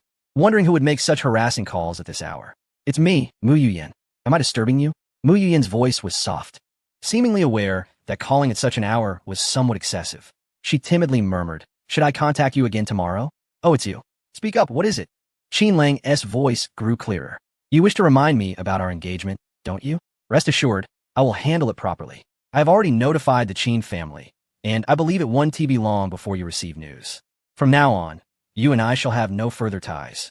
You may associate with whomever you wish, pursue any romance you desire. I guarantee there will be no entanglements, nor will I put you in awkward situations as before." Mu Yuyan's voice sounded frail, hinting at her grievances. Yet upon hearing his words, she hurriedly clarified, "My relationship with that Yi Feng is not what you think. I hardly know him. We merely bumped into each other at the banquet. Let us not dwell on that. The contract has been dissolved. Your connections are none of my concern," Qin Lang urged. "Let us discuss the matter at hand, or I shall hang up." Feeling dejected and restless, Mu Yuyan struggled to contain her emotions, yearning to cry and express her feelings before Qin Lang. Yet she understood that he would not pay her any heed, nor grant her that opportunity. Fearing he might end the call, she suppressed her grievances. She realized her mother was right. It was all her fault. Had she not acted out, the situation would not have escalated to this point. Qin Lang eston qin fait palpable impatience. It's about the beauty pill collaboration. The dilution ratio has been decided. I wish to discuss it further with you. Perhaps we can meet tomorrow? This was Mu Yuyan's first time extending an invitation, and she was apprehensive about being turned down. Qin Lang pondered for a moment, then responded affirmatively. "Yes, we should clarify this matter and sign a contract. You choose the location. I happen to be free tomorrow. How about I come to your house?" Unrejected, Mu Yuyan felt a surge of joy within her. Should she be able to visit Qin Lang's residence, she could clarify everything in person, including her relationship with Yifeng. She needed to make it abundantly clear that she had no acquaintance with Yifeng, let alone any romantic involvement with such a person. Was it not somewhat inappropriate? Qin Lang's words carried a hint of hesitation. Their relationship was no longer what it once was. The notion of solitary man and woman together seemed somewhat unsuitable. As he spoke, a playful smile danced upon his lips. He had already surmised Mu Yuyan's current thoughts, if not for the conflict within her heart. How could she have displayed such unprecedented tenderness before him? Ah, there was no rush. This was merely the beginning. How proud Mu Yuyan used to be. Henceforth, she would experience that much more humiliation. Who could she blame? It all stemmed from her own actions. They stood upright and just. What was there to be concerned about? Besides, their meeting was purely business, devoid of ulterior motives. Mu Yuyan remained resolute in her desire to win Qin Lang back. If she failed to see him this time, she could only wonder when the next opportunity would arise. The grievances she harbored were unbearable for long. She had to express them clearly in front of him. Very well then, Qin Lang replied with a nonchalant sound, denying Mu Yuyan any opportunity for further discussion before abruptly ending the call. The following day, in the afternoon, Mu Yuyan meticulously prepared herself for their meeting. Before exiting the vehicle, she scrutinized her reflection in the rearview mirror, ensuring her lipstick was flawless and her eyeliner perfectly applied. Her palpable tension revealing her seriousness. The female bodyguard remarked, "Miss, we are merely here to discuss business. Is it truly necessary to be so concerned? Moreover, even without makeup, your beauty would undoubtedly captivate Qin Lang. In such splendid attire, he would surely be mesmerized. Mind your own business." Mu Yuyan shot her a glance, feigning annoyance. Yet internally she felt elated. She had often appeared before Qin Lang without a care, frequently unadorned, never considering his feelings. Yet now, reflecting upon it, could it be that her natural appearance, lacking allure, had contributed to Qin Lang's change of heart? It was imperative that she now pay particular attention to her image before him. She must demonstrate that her beauty was indeed resilient. "Return for now. I shall call you when needed," Mu Yuyan instructed Ning as she disembarked, before striding toward the opulent villa. The front yard was adorned with a vibrant array of spring flowers, and on one side lay an open-air swimming pool, glistening azure under the sun. The villa's front yard was exceedingly spacious. Amidst the melodious chirping of birds and fragrant blossoms, Mu Yuyan, in her high heels, walked directly inside, noticing that the dark blue wooden door stood ajar, with someone already awaiting her within. For reasons unknown, upon entering Qin Lang's home, her heart began to race uncontrollably. Her entire being tensed involuntarily, her expression marked by acute anxiety. Through the entrance, she arrived at the living room and noticed 2 cups of tea, steam rising from them. Not far away, the sound of running water emanated from the restroom. With her back to the bathroom, she settled into a chair, gently patting her cheeks to force herself to regain composure, suppressing any hints of apprehension. The moment she had been anticipating was upon her. Finally, she was about to meet Qin Lang. After pondering throughout the night, Mu Yuyan felt a wave of uncertainty wash over her at this critical juncture. The carefully prepared words became jumbled in her mind. Lost in her self-reflection, she was jolted back to reality as someone approached her. She lifted her gaze, ready to bestow a gentle smile upon Qin Lang, only to be taken aback, her eyes widening in disbelief as she exclaimed, "How could it be you?" The person who walked by was not Qin Lang at all, but rather Bai Ruyu, the very woman who had been entangled with Qin Lang at the Bai residence the previous night. Chapter 52. A confrontation between 2 women. What are you doing here? Mu Yuyan furrowed her brow. This was Qin Lang's home, and the presence of Bai Ruyu suggested they had been living together. Had their relationship escalated to such a level? "Why can't I be here?" Bai Ruyu reclined on the opposite sofa, her legs clad in black stockings elegantly crossed, with a slight adjustment of her hair. She wore a charming smile, but thoughts of last night's events stirred an odd amusement within her. She lifted a cup of tea, taking a delicate sip before deliberately stating, "I came to see my boyfriend." "What does it have to do with you?" With Qin Lang absent, she felt no shame in her words. They were merely intended to provoke Mu Yuyan. As the saying goes, beautiful women are rivals. And this sentiment was vividly embodied in the interaction between Mu Yuyan and Bai Ruyu. "Calm down. Don't let it get to you." Mu Yuyan inhaled deeply, silently reminding herself. What boyfriend? How could Qin Lang possibly have a girlfriend? She would not be fooled. Bai Ruyu was merely an employee under Qin Lang, falsely claiming to be his girlfriend. Who did she think she was? It wasn't he that Mu Yuyan was unwilling to accept the truth. She simply knew Qin Lang's character well. He would never commit to a steady girlfriend, even amidst the throng of beautiful women surrounding him in Yanjing. He had never publicly acknowledged anyone as his girlfriend. How could he suddenly be involved with Bai Ruyu? What a despicable scheme. Bai Ruyu aimed to unsettle her, and she would not fall for it so easily. As her inner fury gradually subsided, she felt a sense of bewilderment. She had never imagined that Qin Lang would actually bring Bai Ruyu onto his team. She had believed it was a mere one-sided affection from him. After all, Bai Ruyu was the eldest daughter of the Bai family, with the vast family assets awaiting her management. Little did she know, the unimaginable had indeed transpired right before her eyes. There is no need to provoke me further, but I do wish to ask, why did you agree to work for Qin Lang? Moreover, previously in the Bai residence, your close association with Qin Lang, was it not due to his attempts to court your favor? Mu Yuyin felt that she might have fallen into a misunderstanding. Perhaps the reality was not as she had envisioned. Qin Lang's closeness to Bai Ruyu was not driven by any ulterior motives, but rather an effort to win her over. The more Bai Ruyu spoke so candidly, the more assured Mu Yuyin felt deep within. President Mu, the matters you inquire about should be unrelated to our current collaboration, correct? The reasons are confidential. Bai Ruyu coldly declined to elaborate. She had no desire to respond, nor could she. Surely, she could not disclose to Mu Yuyin that her father had an illegitimate child outside the family, which had led to her being ousted from the power center of the Bai family. The revelation of such a lie was not something she wished to justify.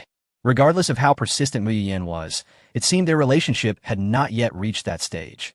As for her, though reluctant to admit it, she had already become wholly associated with Qin Lang. In retrospect, she could almost sense the terrifying aspects of Qin Lang.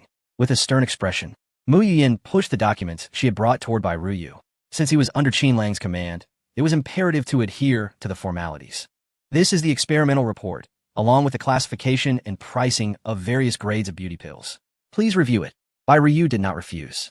She accepted the documents and began to scrutinize them meticulously. Upon seeing the data presented, even she, who had witnessed grand spectacles, could not help but gasp in astonishment. Were these truly beauty products? How could this be possible? The cost-effectiveness was astonishingly high. The mid-tier beauty pills had effects that rivaled high-end beauty products on the market, while the high-end ones were remarkably superior, utterly eclipsing the vast majority of products available. If launched, would this not ignite a market frenzy? She had initially thought that Qin Lang's description of the effects was exaggerated. She never expected the experimental data to be so astounding. Mu Yuyan spoke slowly. I previously had a conversation with Qin Lang. He indicated that the production and sale of the beauty pills would be entirely entrusted to Mu Run International. Is that acceptable? Bai Ruyu closed the documents and nodded slightly. No problem. If it weren't for being ousted from the power center of the Bai family and her father's strict prohibition against her involvement in business matters, to be candid, she would have wanted to take over the beauty pill business herself. The Bai family also owned a beauty product company, albeit smaller in scale than Mu Run International and merely more formal. However, that was of little consequence. As the saying goes, even a pig can fly when it stands at the windward point. The beauty pill represented the next opportunity. She would not mind allowing the Bai family to play the part of the pig. Of course, that was merely a thought. The remaining matters could wait until Qin Lang returned. Mu Yuyin was somewhat disinterested in continuing to confront Bai Ruyu.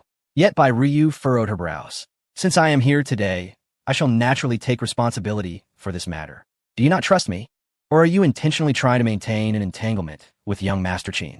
Mu Yuyin's brows knit tightly, her anger rising. What do you mean? What do you mean by entanglement? What concern do my affairs with Qin Lang hold for you? What connection? Bai Ruyu scoffed, for she was inherently a competitive spirit, and her feelings for Qin Lang were distinctly complicated. Perhaps it was not love, yet it was certainly not something that could be easily claimed by others. If memory serves me correctly, you seem to have severed ties with young Master Qin yesterday, did you not? After all, it was you who announced the dissolution of the engagement. Young Master Qin merely complied with your wishes. Where is your little pretty boy? Why is he not by your side? Bai Ruyu, have you overestimated your own significance? Struck at her vulnerable point, Mu Yuyin immediately flared up.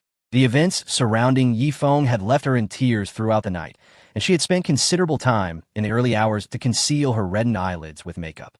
She had come here to leave a favorable impression on Qin Lang, not to endure indignities. Bai Ruyu's expression also turned icy. Whether I regard myself as significant or not is of little concern to you. However, if you wish to engage in business, let us proceed. If not, there is no need for further discourse. There are countless individuals willing to take on this venture if you are not interested. We could even establish our own production base. It is merely a matter of time. As a woman, how could she tolerate Mu Yuyin's blatant assertion of dominance upon their first encounter? The exchange became increasingly sharp, with neither willing to concede an inch. Chapter 53. Young man, the depths here are profound, just as the tension in the living room reached a boiling point.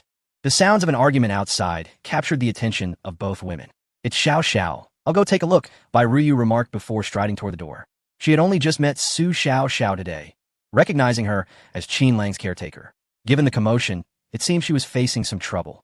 Though Mu Yuyin still harbored anger, she could only endure and followed suit. Not far from the villa, Su Xiao Xiao, holding a selection of fruits and vegetables, appeared vexed as she confronted Yi Feng, exclaiming, "Yi Feng, I have told you countless times not to disturb me. Yet you not only ignore my words, but also follow me? What have you experienced over the years that has caused you to transform into this person?" She found Yi Feng before her to be a stranger, leaving her somewhat bewildered. Indeed, people do change. Years had passed, and Xiao Feng had become an entirely different individual. "Little miss, I truly did not mean to," Yi Feng lamented, gazing at the Su Xiao Xiao he had longed for from afar. He recalled the childhood days when she had defended him against the bullies at the orphanage. Now that he possessed the means to protect and cherish her, reality had played a cruel trick on him, leading to a significant misunderstanding. Not only was he incapable of safeguarding her, but he also lacked her contact information, which had been erased. "Miss, you have removed my contact information and blacklisted my phone number. Why try to reach you using a public phone? You hung up as soon as you recognized my voice. There must be a misunderstanding. Please allow me to explain," Yi Feng implored softly. Su Xiao Xiao, inherently kinfartev, felt a pang of sympathy upon witnessing Yi Feng's distressed expression. However, the memory of the blood that had flowed from the young master's arm hardened her resolve. "What is there to explain? I know you have your power now, but you should not have harmed the young master." "Harmed the young master? Prior to this, I had no acquaintance with Qin Lang. How could I possibly wish him harm? Moreover, my subordinate dispatched to Tianhai City has not reported back, which leads me to suspect he may have met with foul play," Yi Feng retorted, his anger palpable. He found the situation absurd, with all evidence seemingly pointing towards him. Did he truly lack awareness of his own actions? "Miss, the world is rife with complexities, and many matters and individuals are far more intricate than you perceive. Perhaps the guilty are merely shouting accusations at the innocent," he continued. Su Xiaoxiao's eyes widened in disbelief. "What nonsense are you spouting? How dare you sully the young master's name? Such shamelessness is unfathomable." Yi Feng was becoming increasingly unfamiliar to her. "Miss, I have never changed.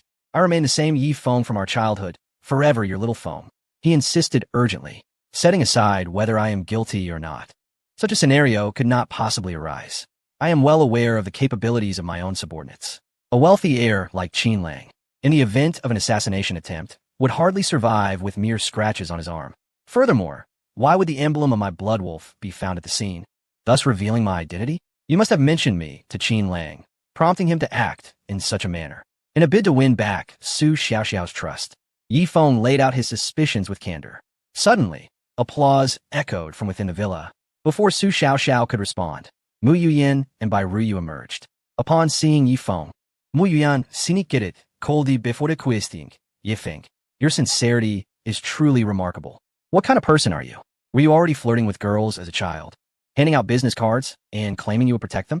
Yi Feng, momentarily dazed, had been so focused on Su Xiaoxiao that he failed to notice the presence of these familiar faces. Coincidentally, Mu Yuyin harbored resentment towards him for his advances the previous night, and now she seized the opportunity to mock him further.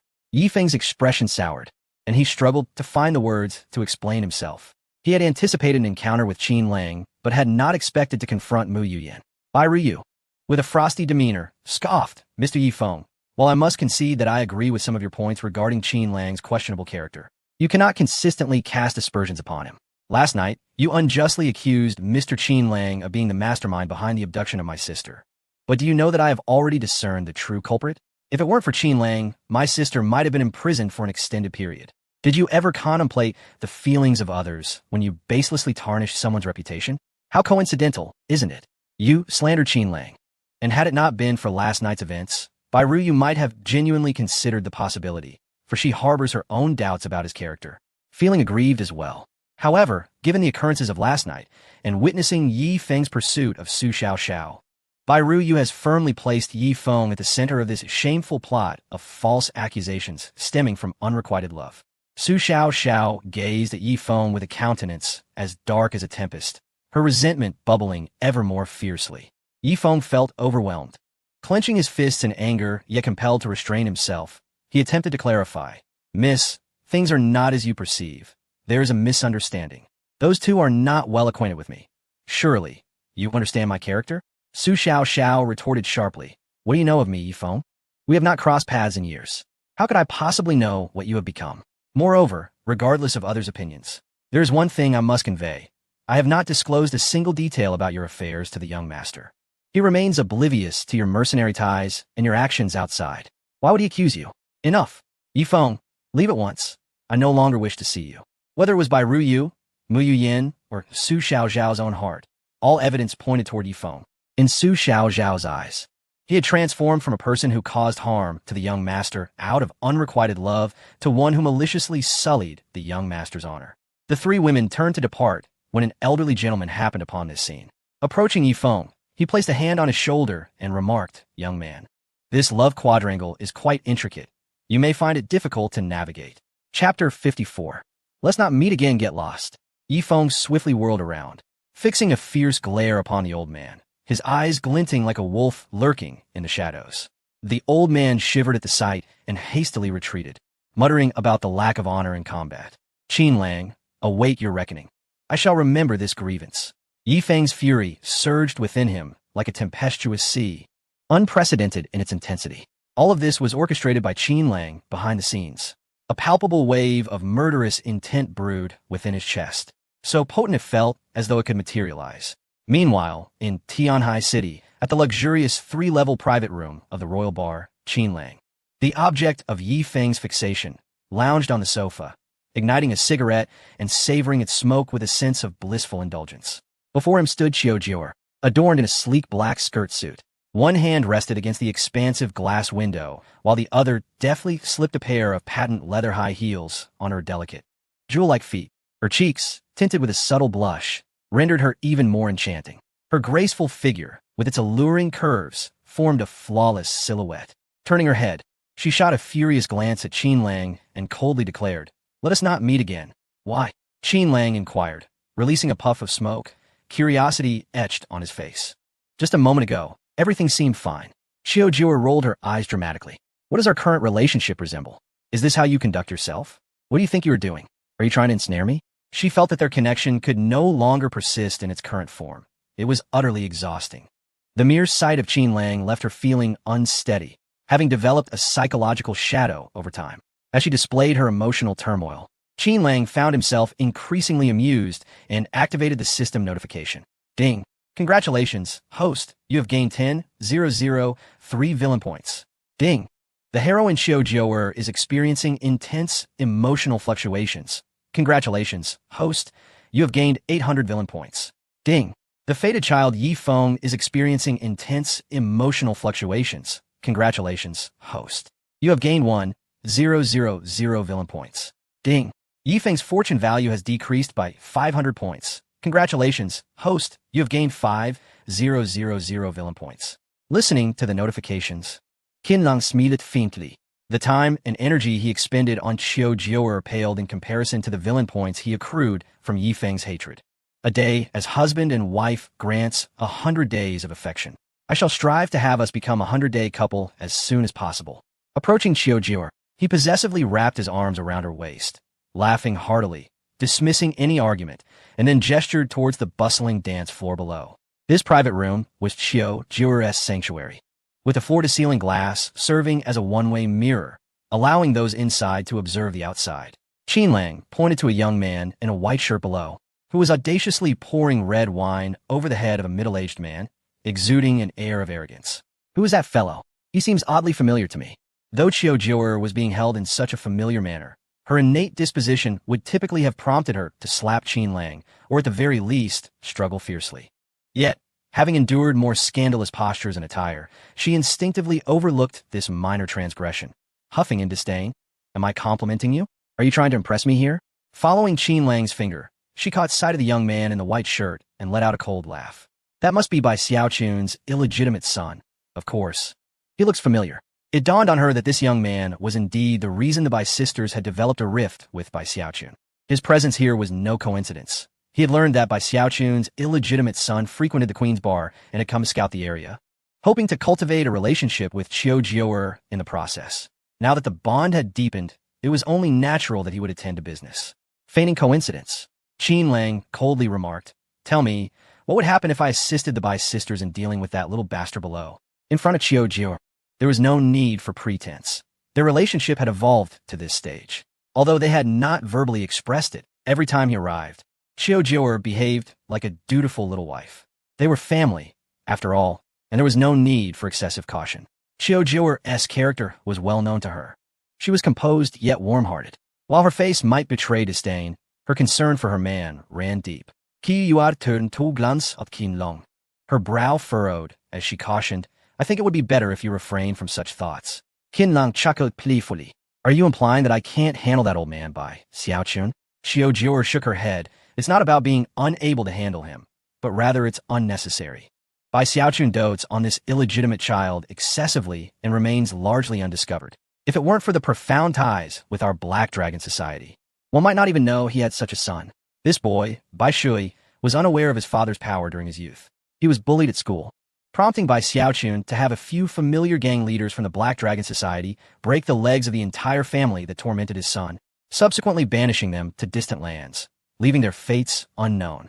On another occasion, the school's director struck Bai Shui for bullying a girl, only for his lifeless body to be retrieved from a man-made lake in Tianhai City the following day. Such incidents were numerous. Bai Xiaochun's indulgence of his illegitimate son reached extremes. Were he to suffer any harm, it could drive him to madness, rendering him capable of anything. Why provoke a madman? This seemingly frigid admonition was, in truth, a kind reminder. It cautioned Qin Lang that while his background was formidable and instilled fear, encountering a truly reckless individual necessitated vigilance, better to avoid trouble. Qin Lang stroked his chin, gazing mischievously at Qiu Jiu'er's exquisite features. "A woman of contradictions," he mused. "Just moments ago, you claimed we should never meet again, yet now you seem concerned for my safety? I can't be bothered with you." Qi Yuer retorted, her high-heeled shoes clicking against the floor as she swayed her slender waist toward the restroom. She had no desire to entangle herself with Qin Lang any further. She needed to relieve herself. As Qin Lang shifted his gaze from Qiu Jiu'er and returned to the dance floor below, he observed Bai Shui bullying others. A smirk forming on his lips as he thought, the show is about to begin. He made a call to Junzi, instructing him to wait outside the Queen's bar, before departing ahead of Bai Shui. Chapter 55. Heartfelt. Su Xiaoxiao falls seated in the back seat as Junzi drove away from the Queen's bar. Qin Lang relaxed his body and slowly began, "How is everything going with the matters I entrusted you?"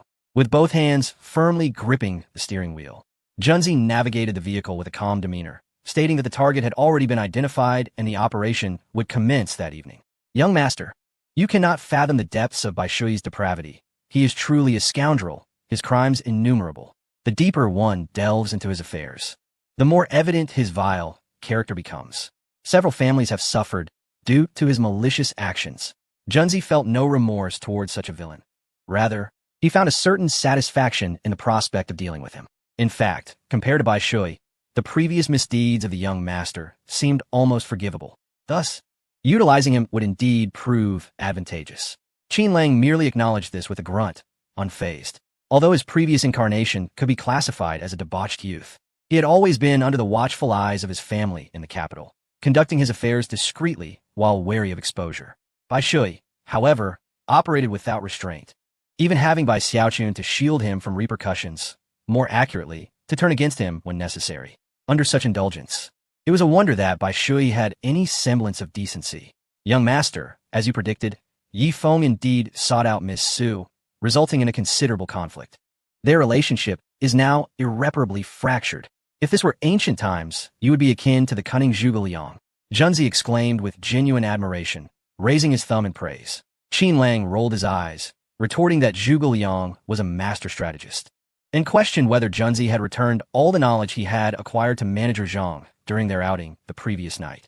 "Not at all," Junzi replied, his Beijing accent evident, his awkward smile betraying his embarrassment. To showcase his intellect, he proposed, "I believe we need not rush back. Let Miss Su remain on her own for a while. Allowing the situation to unfold further will ensure that Yi Feng has no chance of recovery. We have matters to attend to tonight. We shall proceed directly to the Sunshine Orphanage." Qin Lang leaned back in his seat, closing his eyes and choosing not to engage further. Junzi's thoughts remained rather simplistic. Instead of allowing Su Xiaoxiao to ponder Yi Feng's shortcomings on her own, it would be far more prudent to stoke the flames of discord.